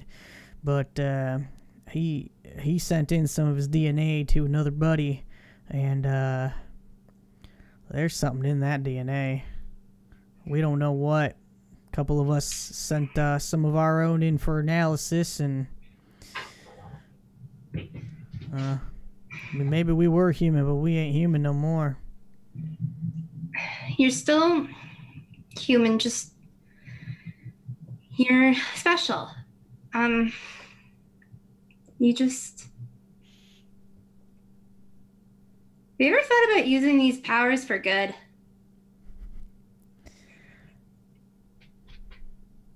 Why would I care to do anything with them? I'm not no psychiatrist or psychologist or nothing like that. I crunch numbers. Yeah, I don't need to listen to people. I just talk to them, and he kind of like points over to the computers. It's gotta get awful lonely. Well, something you just deal with, I guess. But good thing that we got the internet, right? Never really known. It's true, and kind of scary in that sense. Mr. Iso, thank you so much. If there's anything that you remember about the whole abduction, about any part of that, or if you come across anything weird online, do you mind giving me a call? I'll scribble down my number. Yeah, that's fine. And he kind of like rips like a TV guide piece of paper and hands it over to you with like a Sharpie. Yeah, and so she'll just scribble down her home number because that's all she has, but that's fine. It's fine. Yes. No cell phones. No. She's probably too young to have a pager. Mr. Iso? Yeah. I'm sure there's a way you could use it to help people if you wanted to. I understand it must be painful, though. But it doesn't need to be a burden. That'd be nice, but what am I gonna do about it? I ain't got no one to care for. Nobody care about me. But it's a nice thought. I kind of care about you. You seem like you're okay. You seem like a kid. You don't know much yet. So just be careful with who you're talking to on those forums. You don't know who's listening. You don't know who you're gonna find on the other side. Yeah, I know, but I'm getting awful good at sussing out the monsters from the ones that aren't. So thank you for your time, Mr. Iso. Yeah, you bet. Hey, before you go, what can you do? Oh, what can't I do? She's gonna walk out. Yep, I think that's a great place to just end the scene there. That is awesome.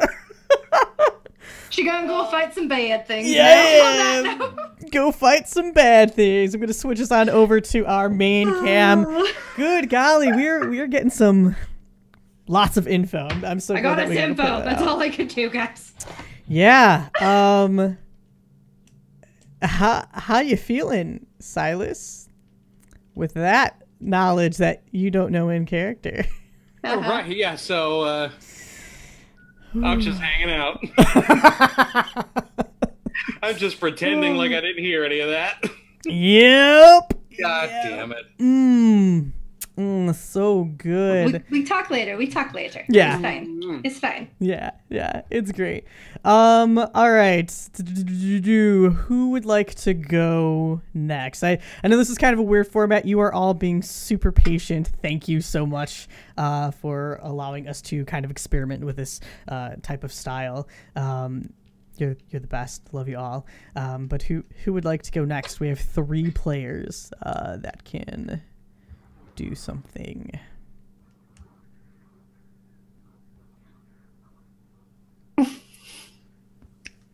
I'll go. You want to go? Yeah. Let's tango. I have to figure out which one you are. Are you Chloe? Oh wait, are you Chloe? I'm still Chloe. Are you still Chloe? I am still Chloe. Oh my god, you are still Chloe. Yeah. But hey, I Chloe. think, so I think that let's see. I think that Chloe would have taken some time to kind of put her bullshit back together after the camping trip. But it would have been pretty boring. She basically would have just gone to visit her mom's best friend downtown and stayed with her and worked on like college plans and like her different, drives for, what things she was going to put in what college application and like just kind of that kind of stuff. Okay. Just to refocus, because the whole thing with camping was so wacky. Yeah. But I think when she got back to town from there, back to her parents' place, she would probably have decided to go make sure that the bunker was okay. Sure. So that we knew that we had a place to still maintain Jacob if we ever get him back out of this dude's body. And I think she might have asked Ashley to come with her. Okay. Because she knows that Ashley was also worried about the bunker, obviously a lot. A lot. A lot. Okay. I don't have a triple screen set up, so I'm gonna switch us back to main. Oh, okay. I mean, I could go by myself. No, it's fine. It's fine. Whatever you guys want to do, I'm all for it. Well, if I can interject, maybe you guys can have what you need to have, and then Ashley shows up later. Sure. Yeah. Just okay. Okay. Cool. Okay. Go team. We'll do that. All right. So Ashley says after a phone call that she'll meet up with you in a bit. She's finishing something up. Okay. So I think Chloe heads to the bunker, kind of cautiously and scared through the woods. And when she gets there, did the fire hit the bunker? So you actually kind of have to go a different way to get to the bunker. Most of the main walkways and roads that would easily kind of take you to the area, to the pier and to the beach, have been roped or chained off by the military. And so there are typically like, armed vehicles and whatnot that are just kind of like watching in the area. So it takes you some extra time to kind of figure out like, okay, if I go a long way around and it's a pain in the ass, but you could still do it, you kind of get into the woods and you're hidden through the forest preserve, and eventually you are able to find some areas that look familiar enough to help guide you to the bunker. Now, the bunker itself, the area around the bunker, you had all had to run not too far ahead, and that area was just completely leveled. It looks like absolute destruction, flatlands, devastation. But there is just a small patch of the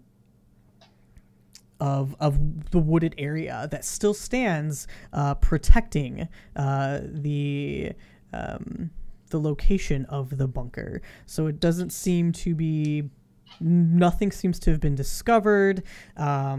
I mean, there might be like footprints in the area, but there's probably more like debris and stuff that kind of kept the bunker itself hidden from unwanted eyes.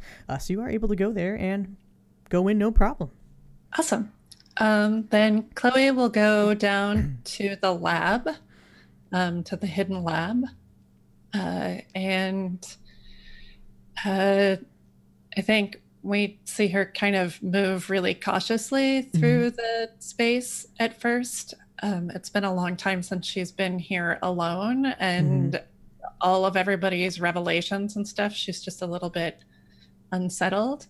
But she gets there, and once she's in the lab, like her whole posture changes, and she pulls out her Rick Synergy notebook, and she opens it and pulls out some paper and starts trying to take the information about Ash having put Sarah in the pool and work out and see if with that new piece of information she can come up with anything new from all of her notes on how Jacob was. Sure.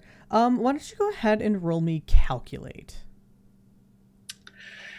or comprehend, whichever one is better for you. Okay, because I'm using my notebook. Can I roll with that? You absolutely can. Please add +2 dice for an iconic item. I rolled 11 dice and got no successes.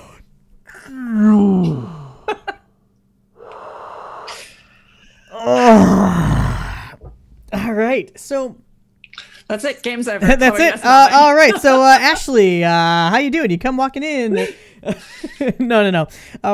It takes you a long time. You know you're so close to kind of understanding what's going on, but either there's a miscalculation in your math, or there might still be like a piece of information. But I'll just remind the chat, remember, you can donate and grant players an auto success. Hint, hint. Wink, wink. Nudge, nudge. I will let it be retroactive. Wait, can I donate? No, you cannot. It. We'd just be donating for hedge mazes all day long. Gosh. Yeah, so it's you're frustrated because you're like, you have this piece of information. It very much clicked when you were camping, and it just something just doesn't make sense, and you end up wasting like the majority of your day trying to figure out any pertinent information. From what you can comprehend, very obviously, Jacob was losing weight when Sarah was rejuvenating as well. So they were kind of sharing, this resource that was really only initially kind of programmed for just one, in this very makeshift pool that helped replenish the nutrients that this alien species needs. So yeah, you just can't quite figure out any more than that right now, which is frustrating. Okay. I think, let's see. At that point, my next step would be to walk away from that and I don't know everything I would have been working on down here. I know that the synergy program that she originally got into was about comparing biology and machine part, which was always her passion before when she was a good person. And so I guess that's the other thing that she could be working on, is kind of looking at this concept of that, Delay, I think somebody had said something about how there was a way to stop the machine cancer, but that it took out the machine. And so I imagine that Chloe would have been doing some like kind of research work, probably not tests in the bunker, 'cause she wouldn't bring the machine cancer into the bunker. Right. But sort of research on what other human diseases are similar to that that have been faced before. Okay. So I think why don't you go ahead and roll a comprehend or calculate, whichever one is easier for you. Apparently it's not comprehend, but that is where I have more dice. No, again? What? No. Oh, okay. Oh my gosh, it's like it's Silas all over. Okay, wait, I hit the button. There we go. I'm calling you out, Michael. I see your face. 2 successes. Okay. 11 dice, 2 successes. Excellent. Getting better. So this activates a bonus effect. So anytime that you're trying to recall this information or you want to know a little bit more about it, you get an additional dice to roll pertaining specifically to this information. So you do recall it was one of them. It was either Silas, Ritter, or Delay who had mentioned, especially after engaging with the robot dinosaur that was infected by the machine cancer, that the cancer itself wasn't actually like a cancer. It was a bioorganic virus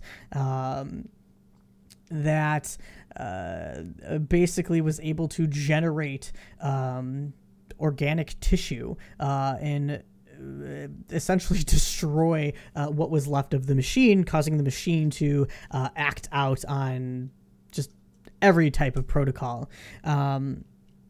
And from your research, though, especially with, kind of accessing even maybe like the high school, asking around, visiting the library, there are definitely resources and places that have like newspapers from, other locations. And I mean, the World Wide Web, you have been able to figure out that this kind of works, strangely enough, more like the chicken pox. So it was incredibly, it was like basically like a shingles virus to machines, and it wiped out almost every sentient machine was almost killed entirely by it, and most technology was completely destroyed. So there are no more magnetrines that float in the air. It changed the course of trade all around the world. the Parhufer, which had been a machine that was just left to roam the wilds of forests, taking down forest fires, no longer exist anymore in this world because of fucking shingles. Okay.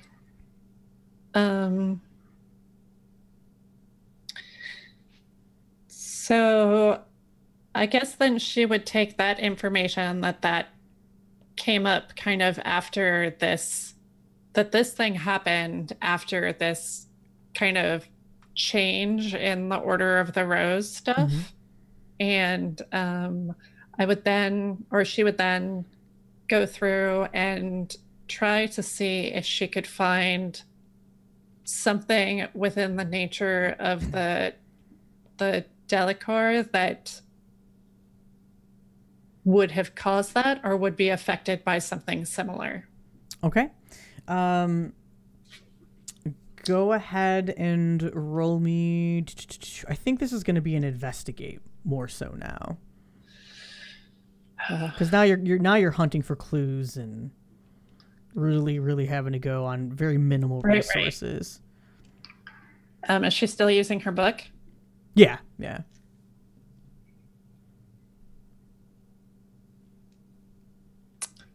That is 2 successes again. Okay, hey, fantastic. Okay, so you can ask 2 questions specifically pertaining to that.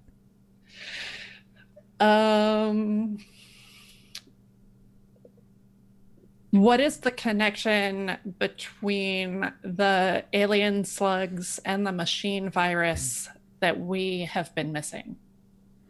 So from the research, and probably more so from forums, so from other people doing the research for you, especially like conspiracy theorists, they strongly believe that there is an alien,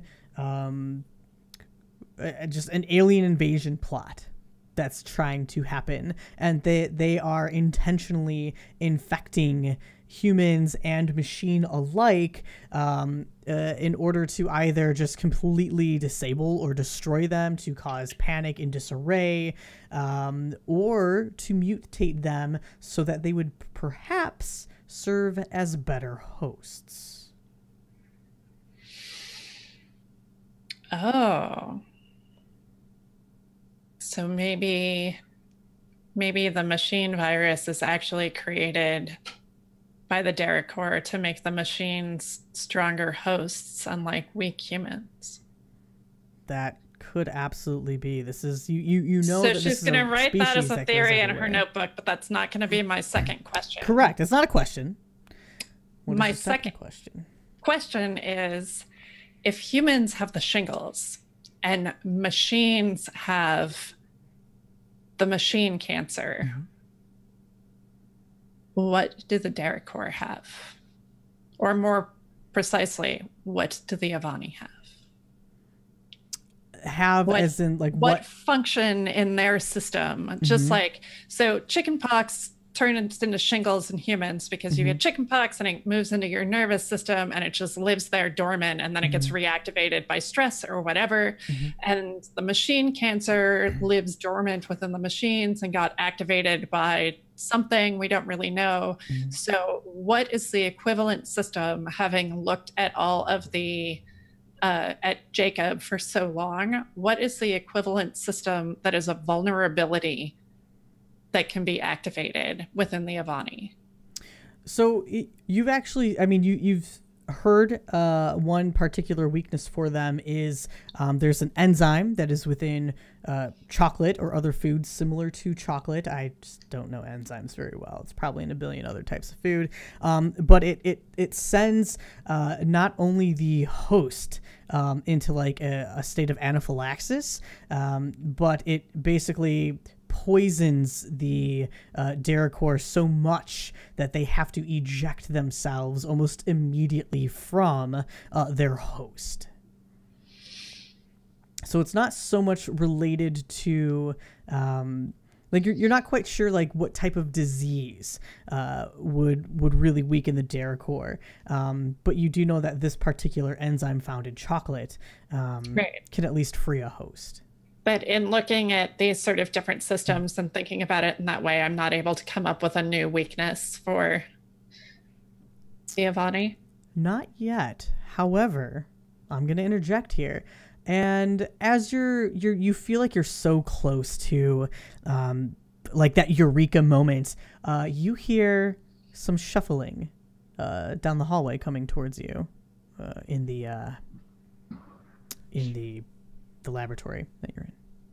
Oh. I turn off the light. Does it sound like Ashley? It definitely doesn't sound like Ashley. Oh, shit. Okay. She's probably kind of noisier. I turn off the light and I... Sorry, Ashley. I sort of slide back behind the file cabinet and just wait. Okay. So, eventually... Oops, sorry. I was trying to click this. Eventually, a hand kind of reaches in and flicks on the light. And standing in the doorway, entering, wearing some pretty like basic 90s clothes, so like ripped jeans, a kind of oversized flannel that's also covered by like kind of like an army jacket that's definitely way too big, and just super short, almost shaved head at this point is Sarah.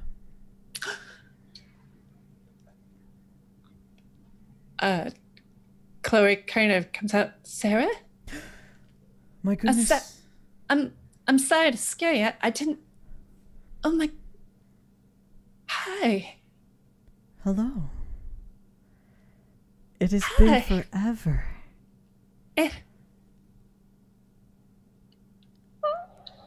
And she kind of like waves her face. She goes, can I hug you? Yeah, yes. And she kind of like slowly, awkwardly, but like opens her arms, you know. She hugs her. Yeah. Oh my gosh, how you doing? I am doing very well. How are you? You know, I'm okay. You've grown so tall. Yeah.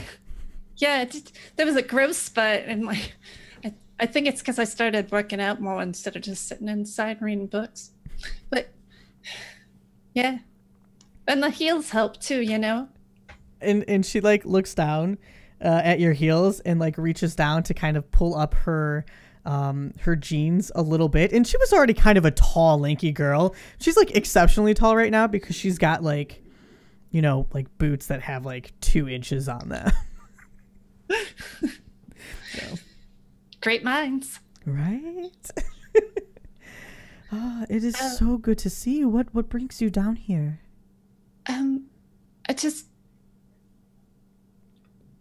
Well, Sarah, I thought you were dead.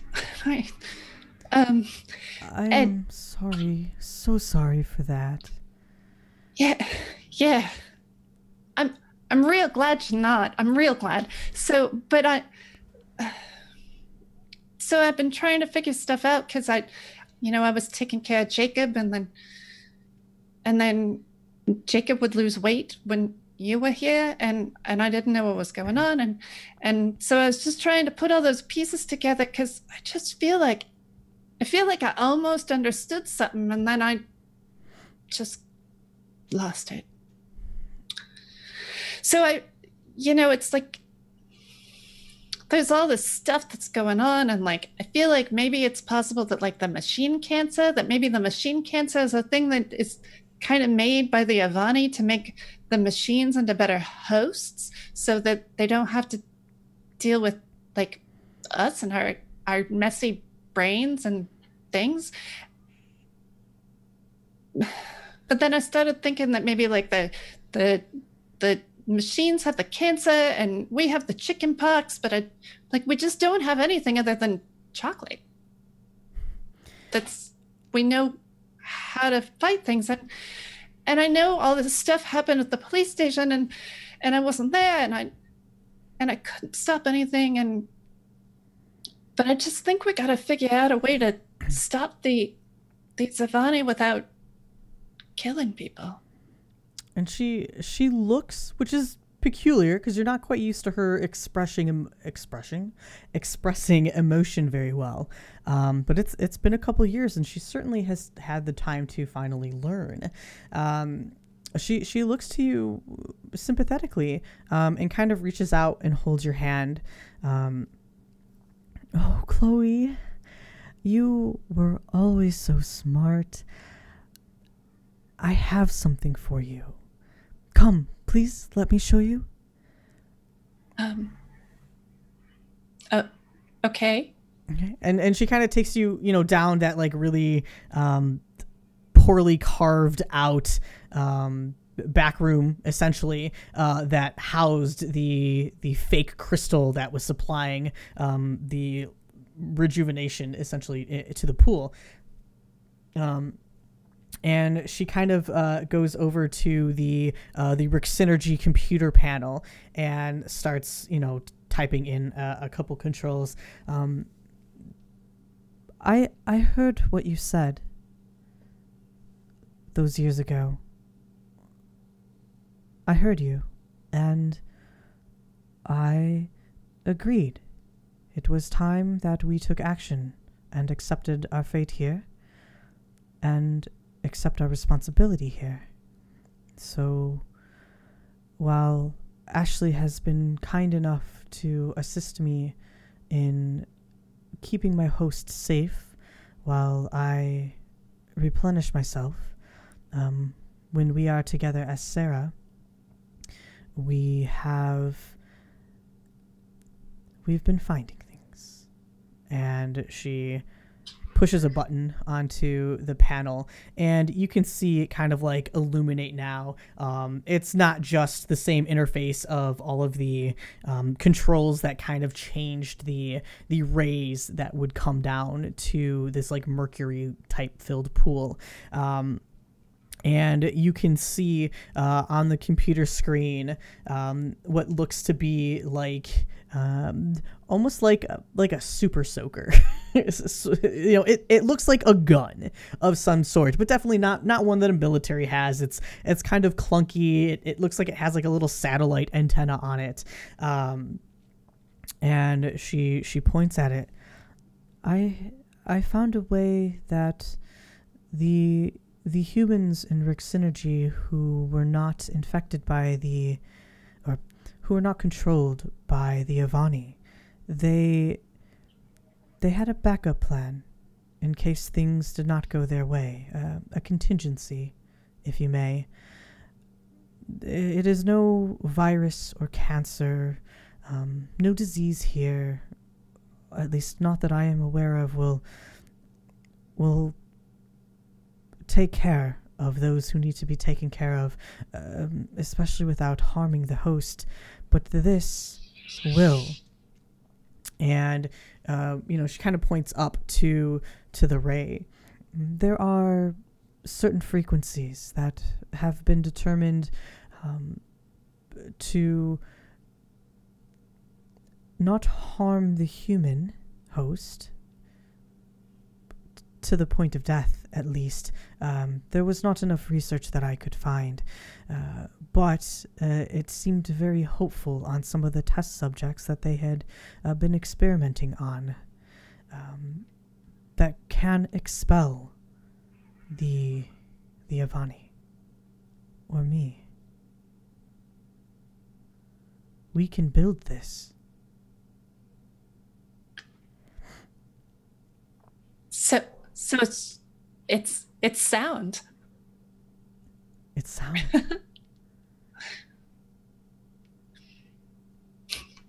She looks down and looks up and says, Ritter'd be real pleased to know that he was right all along. How is Ritter? Is he doing well? I don't know, Sarah. Have you seen it? No. He is not written to me, and I do not recall him sending word to Ashley either. What? You mean recently? It has been 3 years. 2 years, 3 years. Do you not know? Rita thought you were dead. Why would he think that? Well, 'cause we all did. Like, I mean, I don't know what happened in the police station, but as I understand it, it was that, Ashley said that you didn't make it. And Rita went to, yep, and they all mixed up in this nonsense. I don't even know what it is. But he got shot and he's been in all this pain ever since. And I don't know, he was doing smack and hanging out at parties. And I mean, I saw him and yep, and there's parts of him that's still Rita, but he's a mess. But he missed you so much. He was always so kind. He would trust me when no one else would. And it makes my heart hurt to know that he has suffered. Maybe see him. Is he here? And she lights up. He's not here. I hope he's with Silas. But we should. Silas. Yes. Such a sweet boy. It's true. He's the best of us. Hang on.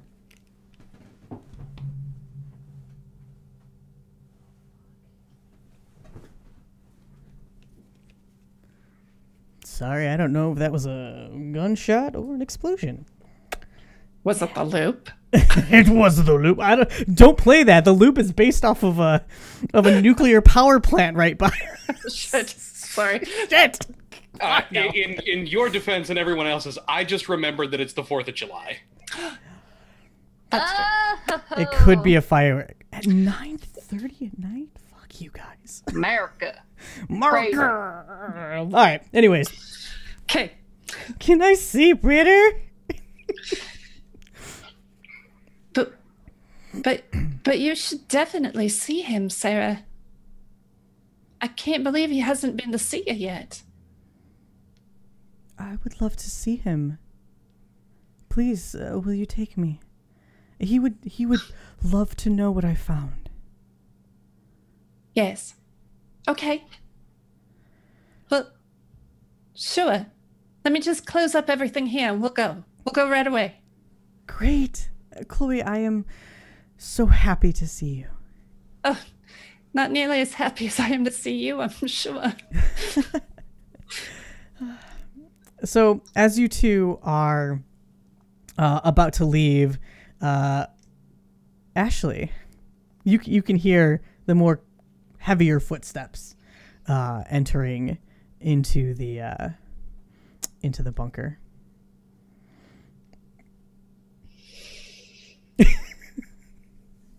Feel very bus thrown under right now. It's whatever. It's whatever. It's whatever. It's whatever. Not the spy. Yeah, Ashley will come stomping down the stairs. She has retrieved her backpack full of hammers and shit. All right. Michael, are you okay? Oh, I just realized that we're all back. Oh. Also, Michael's not been okay all yeah. This has been happening the whole time, by the way. This is the worst. This is Michael's face. Best of us. Fuck off. Oh. Oh, gosh. Yeah. I'll just be here. I think Chloe turns to Sarah and goes, "Oh yeah, Ashley." Like right as Ashley kind of walks in the door. Oh, Ashley, look, it is Chloe. Hey, Ash. that's why you weren't. All right. Hi. Hey. Yeah, Sarah, I had mentioned, yeah. Yeah, she's here, alive and stuff. Yep. She, yeah, we were talking about Ritter Yeah. and the fact that, like, he hadn't, gotten in touch with her for the last 3 years. Seeing as, he thought she was dead.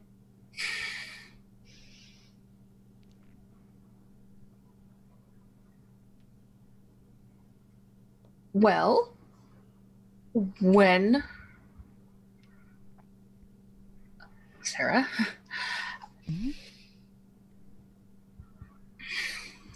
Sarah and I discussed things the night of the police station, and I explained that I thought it was best that she stay away from Ritter and Silas for a little while.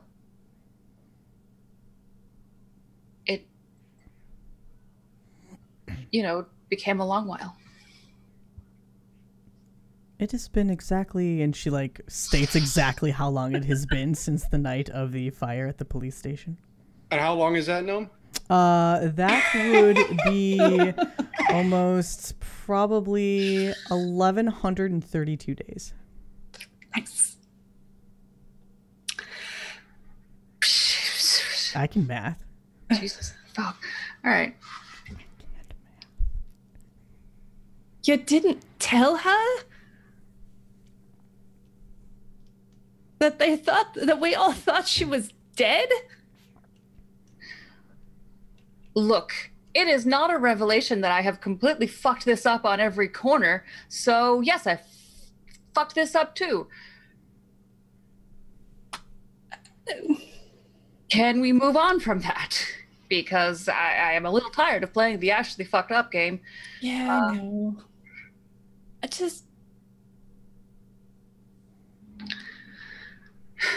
Look, I shouldn't have stopped you. I'm sorry. No, it's fine. It's fine. I mean, we're all upset. We're all stupid. But I'm sorry, Sarah.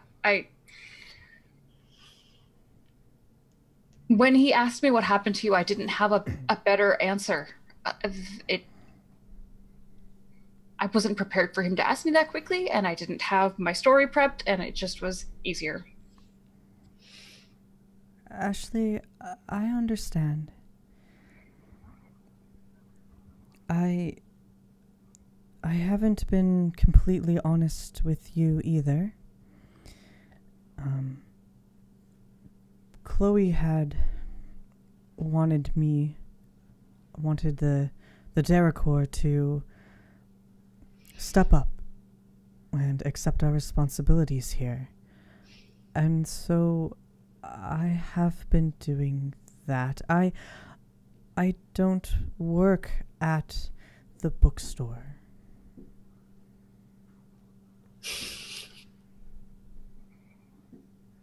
I am sorry for lying to you.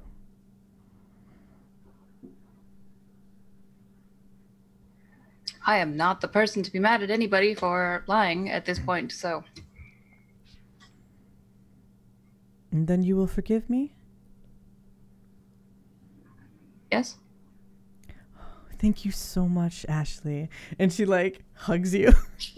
I'm gonna like look at Chloe over Sarah's shoulder, like. Chloe's just gonna like.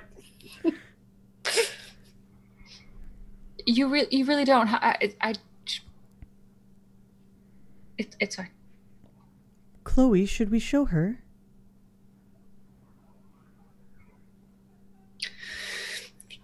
Turns to Ash and says, I'm real mad at you right now, but I would rather be friends and I'd rather fix everything than be mad at you. So Let's just not. You should see this though. It's so good. All right. And she like turns back around, turns everything back on, and shows, heads back down to the rejuvenation bath and shows you the display again that currently houses blueprints on how to construct this seemingly sonic weapon that will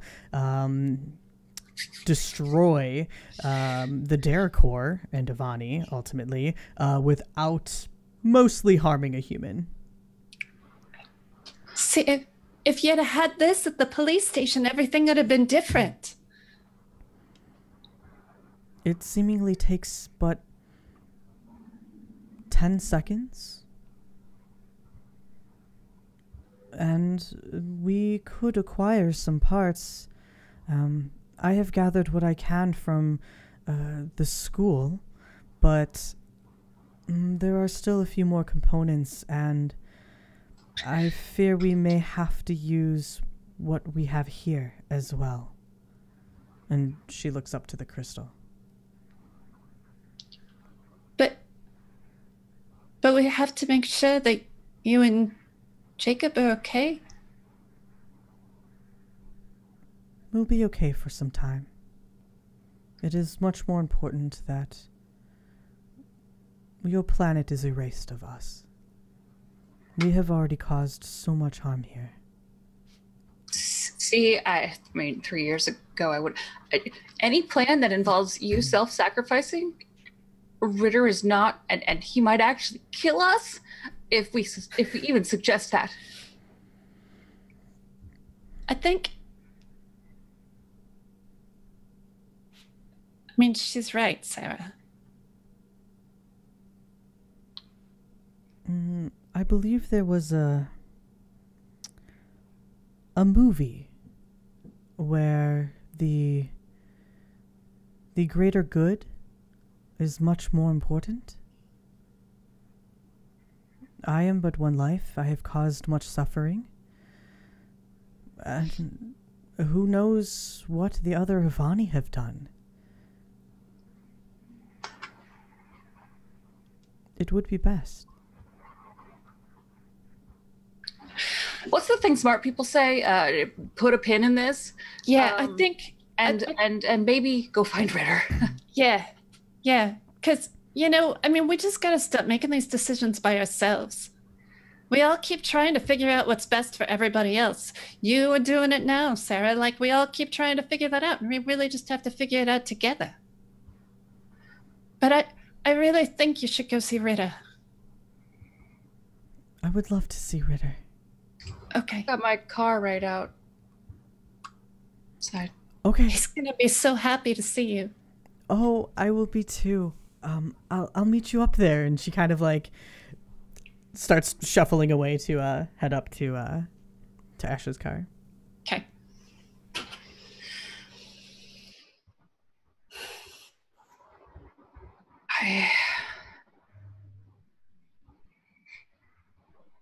I hope that at the end of all of this,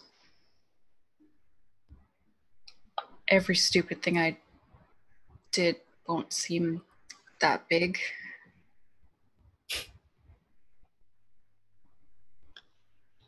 Yeah. Maybe we just gotta start learning to put the past behind us and figure out a better future. Really like that.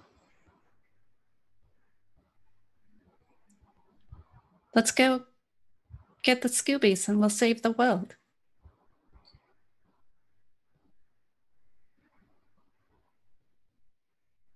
Yeah.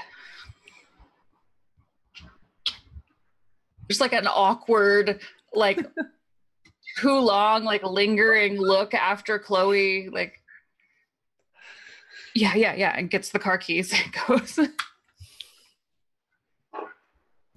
Okay.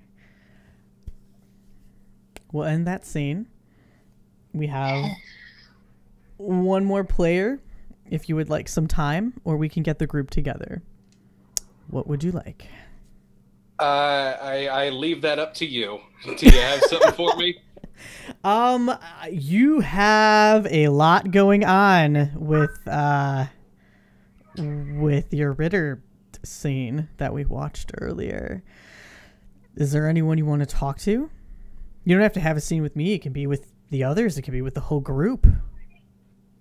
So the only person that Silas would want to even attempt to connect with is Ripley.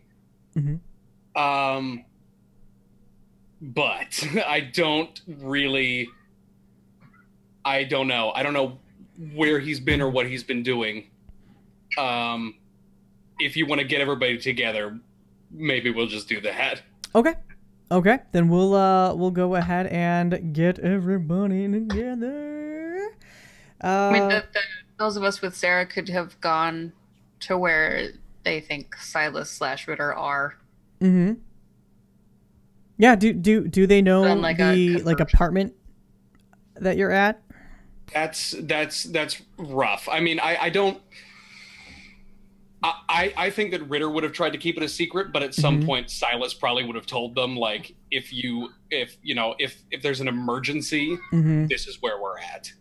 They have Sarah in their possession. I think this would count as an emergency. Yeah. Okay. So yet another thing Silas didn't tell Ritter. Silas, He's the best of us. Yeah. I think for this sake, as you're all kind of heading that way, Delay, you see Ashley's car heading up the road to where Ritter is, and there are a couple people in that car. And did you meet Sarah? You met Sarah. Did you meet Sarah? No. Okay. So there's a person in that car then that you have no idea, but you can see that she's with Chloe. That's the car that was trailing me? No, that's not the car that was trailing you. Okay. Do you want to comprehend that there's a car? I got real busy. Yeah. Look at how it just full looped right back into it, you guys. It was so smart. 200 IQ. Yeah, no, that's not what happened. There's somebody tailing you. But go ahead and roll me comprehend to see if you understand that there is somebody tailing you.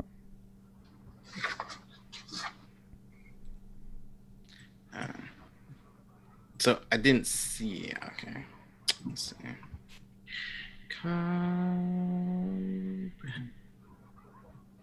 Yay. Okay, let's see. 2. Nice. Okay. Excellent. Yeah.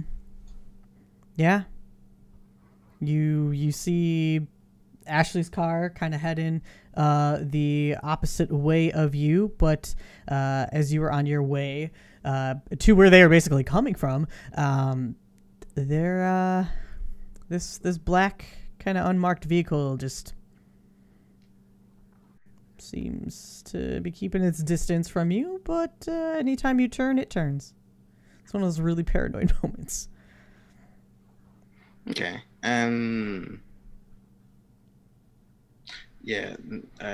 Not wanting to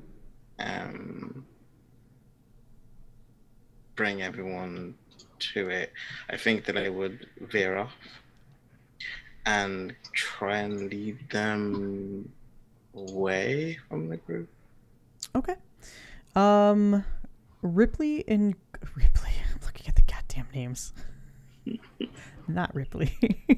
Ashley and Chloe, please also roll me a comprehend to see if you notice Daquan driving around.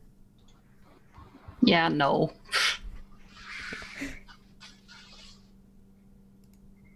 One success. Okay. Yeah, so you see Daquan, and you can see them kind of like look back over their shoulder a couple times as they're coming at you. I mean, Daquan's pretty obvious for what they wear and their bike and like their. Are you wearing a cool ass helmet, or are you just letting your cool ass hair be cool ass hair? I think I do wear a helmet. Yeah. You wear a helmet, okay. But the jacket's like noticeable. Yeah, that's You know it's Daquan coming from a mile Delay away. is awesome, but he's responsible. Yeah. Responsible. Wear your helmet, kids. I think Chloe looks back out the back of the car and says, I think that was Delay. I think they're behind us. What? And you see Delay like look back behind them, and then like I think there's that like movie shot where the two of you glance at each other. You lock eyes for just a moment, with the briefest like slight shake of the head from Delay, as they quickly turn down another road, and then quickly after them is this black vehicle. So as a 17-year-old driving a station wagon, I probably don't feel confident in a car chase. Especially since even just like looking over at Delay, I probably like jerked around like in the car, like not able to track properly. I remember what it's like to drive as a 17-year-old. No. Then I'm gonna try to get back to 10 and 2 and stare at the road. Chloe, there's someone following Daquan. I saw. I think. Should we go after him?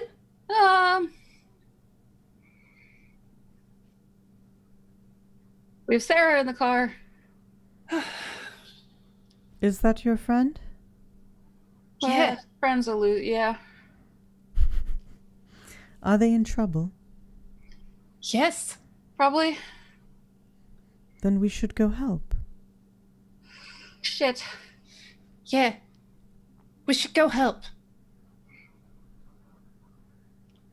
I'm gonna put my blinker on. Okay. Do you want me to drive? Do you know how? To drive a car? Of course I know how to drive a car. I mean, How dare no, you? it's fine. And I'll start. I'll start I mean, following. it's easier to drive a car when it's not a station wagon, but yeah, I can drive a car. A station wagon is very useful. You can fold out all the seats and you can sleep in it. Yeah, Well, you can do all kinds of things in a convertible too. Trust me. Shift. He Okay. just looks out the window. We should go. Trying to concentrate on the car chase now Should, instead of the hot chick making sexual innuendos in my passenger seat.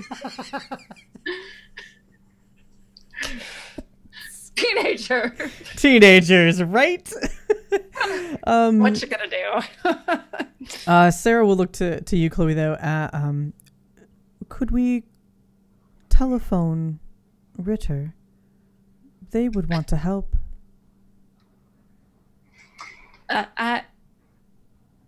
We'd have to stop. Here, hang on. And she like flips around her backpack and pulls out the brick. The brick. I wish we still had that. It was just amazing.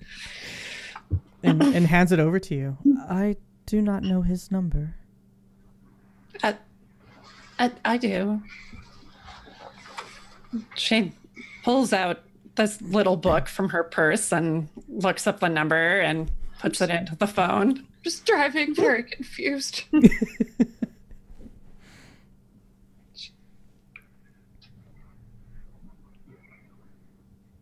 Lets it ring.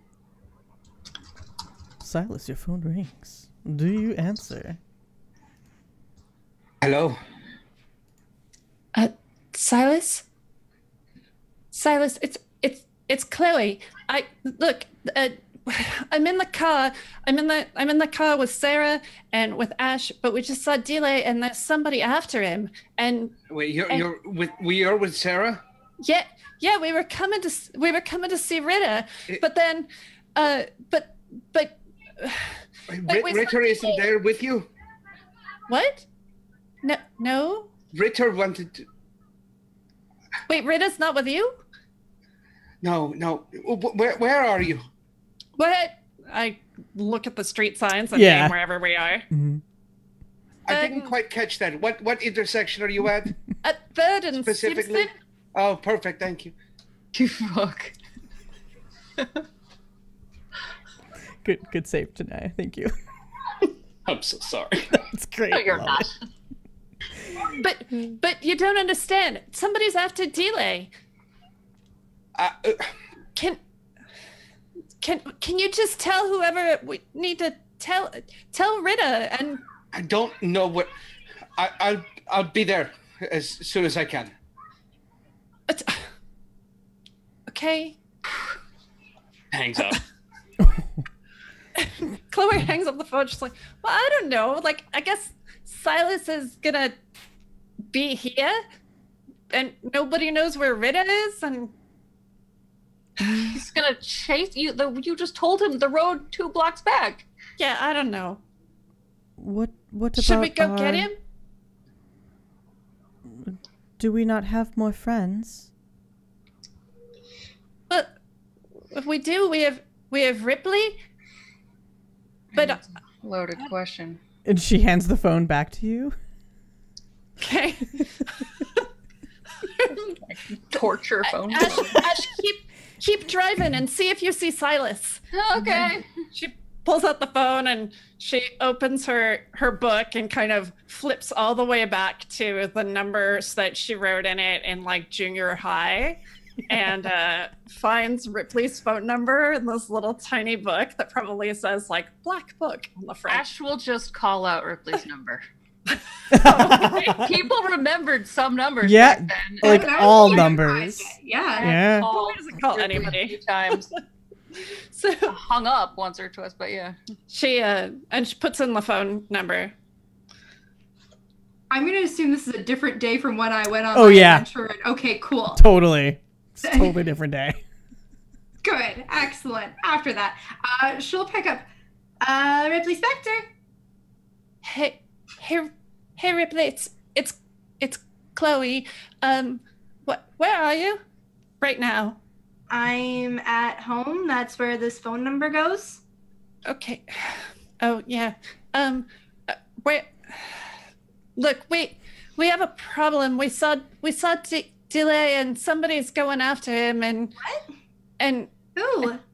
and I don't know, but like Ritter's missing, and Silas is headed over here, and I'm in a car with Ash and with Sarah, and we're worried about Delay, and I feel like we just need to kind of get everyone together.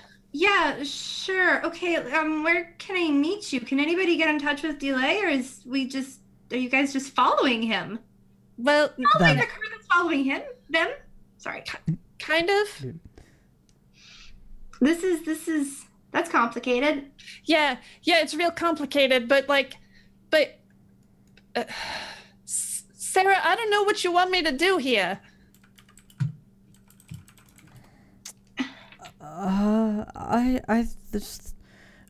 Do we just need more? I would assume more. Where Okay, can I meet? stay where you are. We're gonna come get you. Oh, okay. Am I chasing or am I getting what? Yeah, drive towards Ritter's house. Put Silas in the car. Drive towards Ripley's house. Get Ripley. And I'm gonna look at the map and try to figure out where Delay might be going. But we have to get there, and there has to be more than one of us.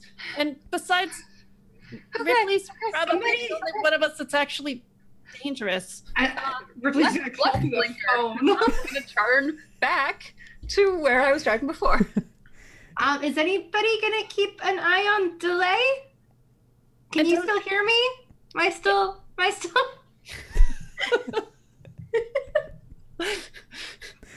The problem is that the call dropped because they didn't have AT&T. Wasn't it AT&T was a thing, but wasn't it like something singular? What was that orange Oh company? my god. Anyway.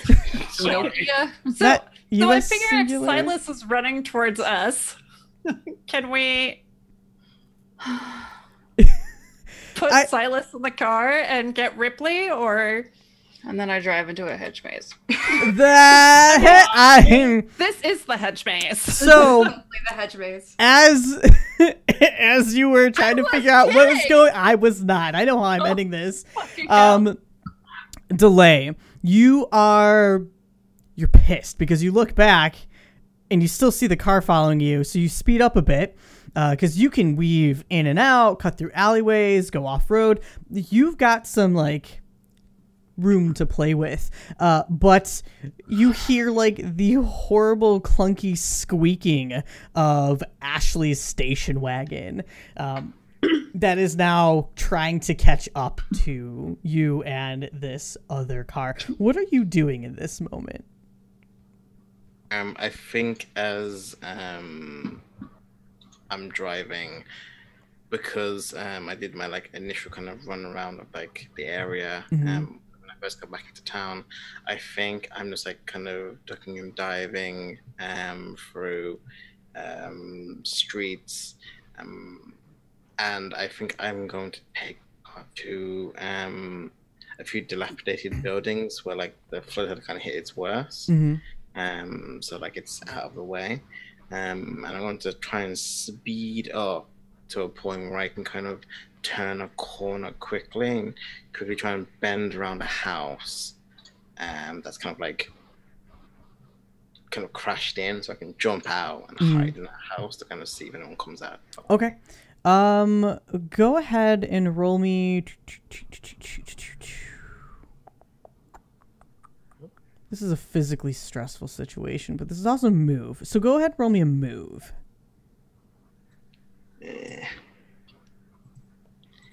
Okay. Roll with an extra die too, because you're on the motorcycle.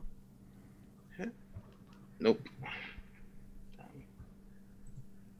0 successes. Okay.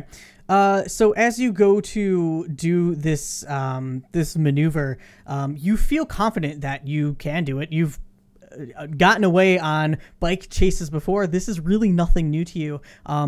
Even so, you've done it on much tinier streets with much tighter corners over in Europe. But this time, as you go to kind of make that turn to kind of skid and dig in on the ground and slide your bike and let it just slide off into some debris, instead of actually being able to slide, as soon as you hit the ground, the ground starts to shake, and there is this massive shaking that the other car can feel.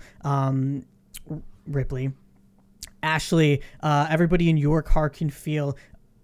Excuse me. You almost start to swerve as the ground starts cracking. Delay, you are slammed into this massive woven, just enclave almost of leaves and dense brush. There are just walls of flora just shooting up from the concrete of the ground. Some of them completely almost swallowing entire houses.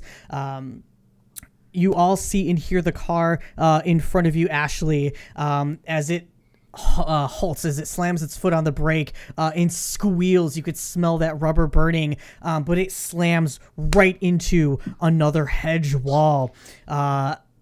Ashley, I need you to roll move. This is not with the car. This is with how fast you're going to move your foot to that brake. 3 successes. Ha! Woo-hoo-hoo! All right. My car is very important to me. Your car is so important to you that, and plus you're kind of going a little slower. Like they were kind of getting some speed on you. But you see Delay go down. You then see this other hedge just jump out from the ground, and this car just smashed straight into it. No airbags being deployed. Hello, 1992. Not every vehicle had them. And you you see this all happen, and just with those quick athletic reflexes, you manage to not only slam on your brake, but you understand that there is no ABS system in place of this vehicle. So you are pumping that brake and skidding. You can, instead of like a straight up squeal, your wheels aren't locking. You're able to quickly turn the big wheel and just kind of skid, almost slamming into the car that had smashed into the hedge maze. And that's where we're going to end tonight's episode. Oh, damn it. Look what time it is. Like, what do you want from me? You think I care what time it is? Whatever. Yeah. Yeah.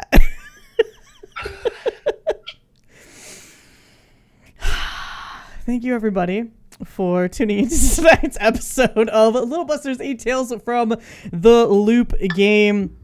Thank you, first off, to the players for being super patient tonight. I know not everybody, we didn't have a huge group thing, but I really wanted to be able to get some major pieces of information to you all, and to see some background lore in some scenes that I knew we wouldn't be able to get through because of the time constraint. So thank you for your patience and for letting us be able to play that out. Thank you to everybody for watching, those of you who donated bits, and those who are responsible for the hedge maze.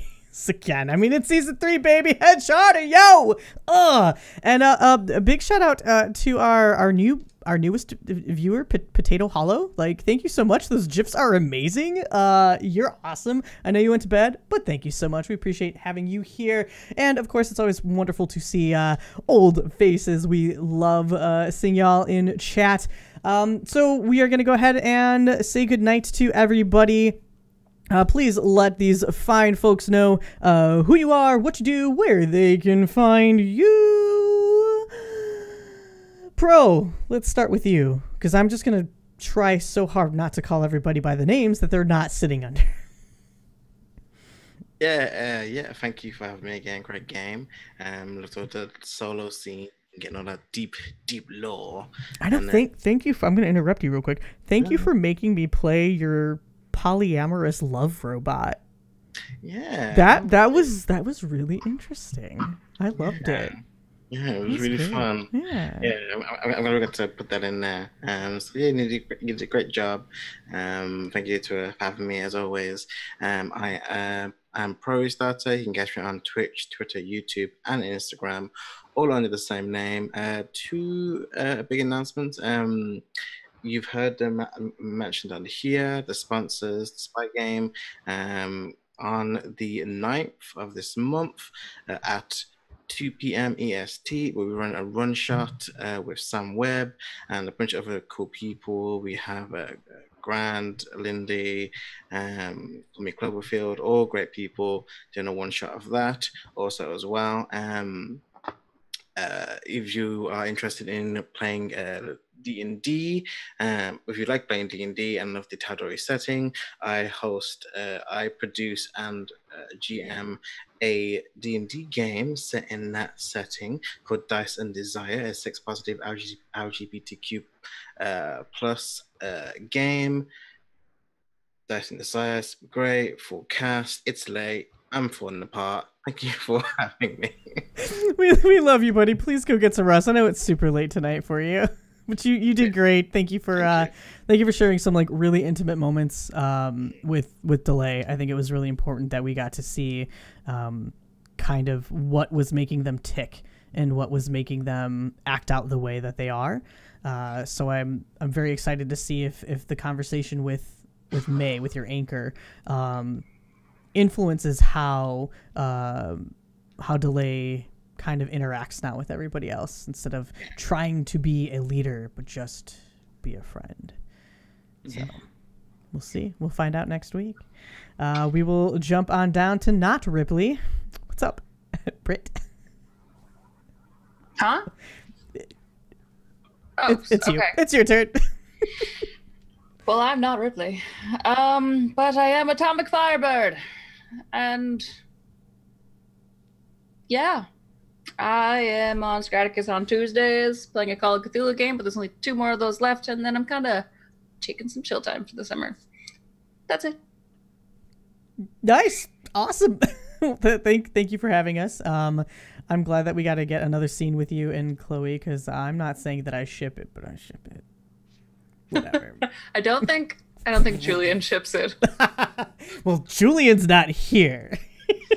That's true. Julian's not here. Yeah, he definitely ships it though. You heard it here on Little Busters. I mean, what happens here is actual truth. So, yeah. But hey, what's up, Michael? How are you doing? I'm here, I think. I'm still living for now. Yeah. Hey, everybody. I'm Michael. I am the Dungeon Master and creator of the Dungeons, Dragons, and Dives podcast, which is a 5th edition actual play podcast. But that's not what I want to talk about right now, because we got a new episode of that stuff every week. But here's a new thing, or a relatively new thing that's happening. I've talked about, I think, last time we played, but I am running a 5th edition D&D Twitch game on twitch.tv/Jackal and Hare called On Gilded Tides, which is a 5th edition pirate adventure, seafaring adventure currently, but with the end of last episode, we're starting to get into pirates. One of the so Julian plays in that game, as well as one of our friends who's in the chat, Gizmo.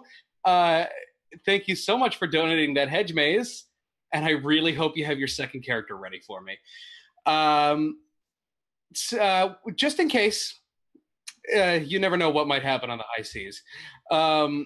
But yeah, tune in to twitch.tv/Jackal and Hare every Monday at 8 p.m. Eastern to watch me make an absolute fool of myself trying to wrangle 6 kittens.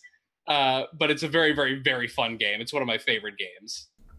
That's awesome. So Monday, I'm going to come into the chat and donate to save Gizmo from this clearly horrible, power-hungry GM I'm hearing about. I know. That would have. It's a shame because they just got a pet too. And you would really threaten an animal in front of me? No, because the pet's going to it's going to transfer. Okay. The pet's fine. No. His is not. That's fine. I would never hurt the pets, just the players. Traitors, basically. Oh.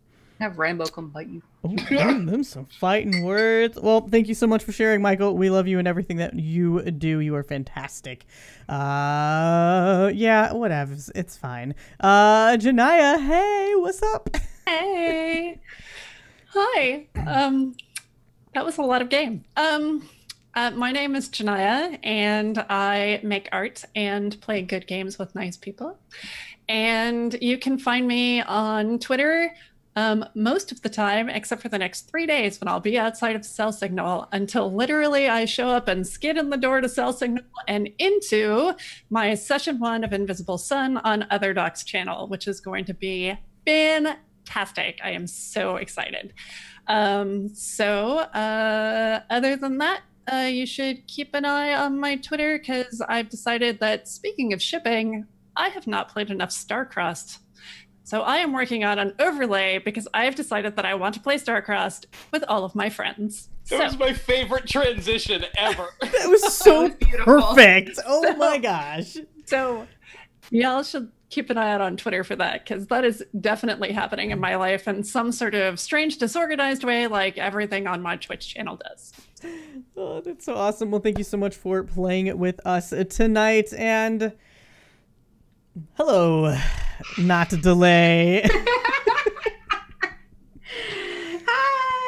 Hi, I'm Natalie, also known as Chaotic Rogue. Just find me at Chaotic Rogue on Twitter. That's the easiest way, because I just realized oh my god, I have 3 games this weekend, I realized. So if you tune into Salty Sweet Games on Twitch at 10 a.m., I'm playing Honey Heist. It is a charity streamed game for this little girl with, she's Canadian, so of course I'm supporting this, a rare and aggressive childhood cancer, neuroblastoma. So if you can, jump in, help out, whatever, but otherwise come watch me be a bear, and we're making a lot of bear puns already. I'm really excited. So great cause, and it's gonna be hilarity. And then I'm on Jira Force all that night at 5 p.m. for our usual Gore of Ravnica game, where my poor little disaster child is going to go probably kill herself. Let's be real. That's what my characters are doing these days. And then on Sunday at 11 a.m. on Goldford Gaming, I've got Tilvain, Legacy of Eldrin, where I just have my Tiefling Warlock who's going to go water some people. I don't know. She's actually the best of the bunch right now. That is mostly me. The most exciting thing in my life is I was part of Uncaged Anthology Volume 1, which has been nominated for an Emmy, which is really exciting. Voting opens July 10th. I think that's a thing people will do. I will encourage people. And besides that, I do work for the Mage College creating 5e content. I have a couple of other side projects and possibly another stream starting next week. I don't know what I'm doing with my life. We need to stop me. No, hashtag can't stop, won't stop. Can't stop, won't stop, don't know how to stop. Also that's... yeah. So big mood. Big mood. The new streams I don't think announced yet, but it's going to be really funny and exciting, and I'm really excited for that character.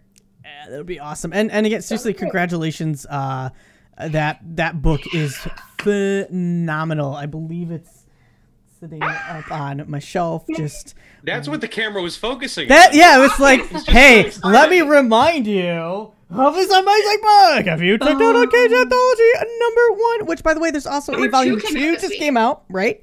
And number 3 is being more so announced, I believe, at Gen Con. Yeah. That's the tea that was spilled on Todd Talks. What did Ashley say this time? No, Samantha was about to drop it, and they're like, oh, wait, no, we should save it for Gen Con. Probably, yeah. So we'll get some cool tidbits from Gen Con. But no, seriously, congratulations. I know everybody that worked on that project did super well, and it is so good. It deserves to win, period. Yeah. Like that's where my vote goes. I'm biased. So, yeah. But anyways, yeah, that's me and the insanity that is me right now. Awesome. Well, thank you all for joining us. My name is Nomadic. You can kick words. I'm also done today. You can catch me all over the internet on Twitch, Twitter, and Instagram at Nomadic. I do a bunch of podcasts and stream tabletop games. Monday nights, you can catch me over on the Greyhawk channel, where I take a group of adventurers deep into the Feywild in the Greyhawk setting, where the campaign is literally based off of Florence and the Machine songs. So it's just every episode is a different song, and if you like kind of, whimsy, magic, and just the shenanigans that go on in the Feywild, come and join us for that. On Wednesdays, obviously I'm here, but I cast Mirror Image, and I'm in 2 places at one time because that's what gnomes do. You can catch me over on the God's Fall Twitch channel, where I play the demigod of Diamonds in Rise of the Demigods. It is a all LGBT podcast, run by the same creator of God's Fall. It is also a podcast, so we pre-record the sessions, put them up edited on Twitch, and then release the podcast episodes a couple days later. So definitely check that out. We did actually get a Q&A panel approved for Gen Con. So if you're heading out to Gen Con, come hang out with us, ask us some silly questions, or just shitpost with us for an hour.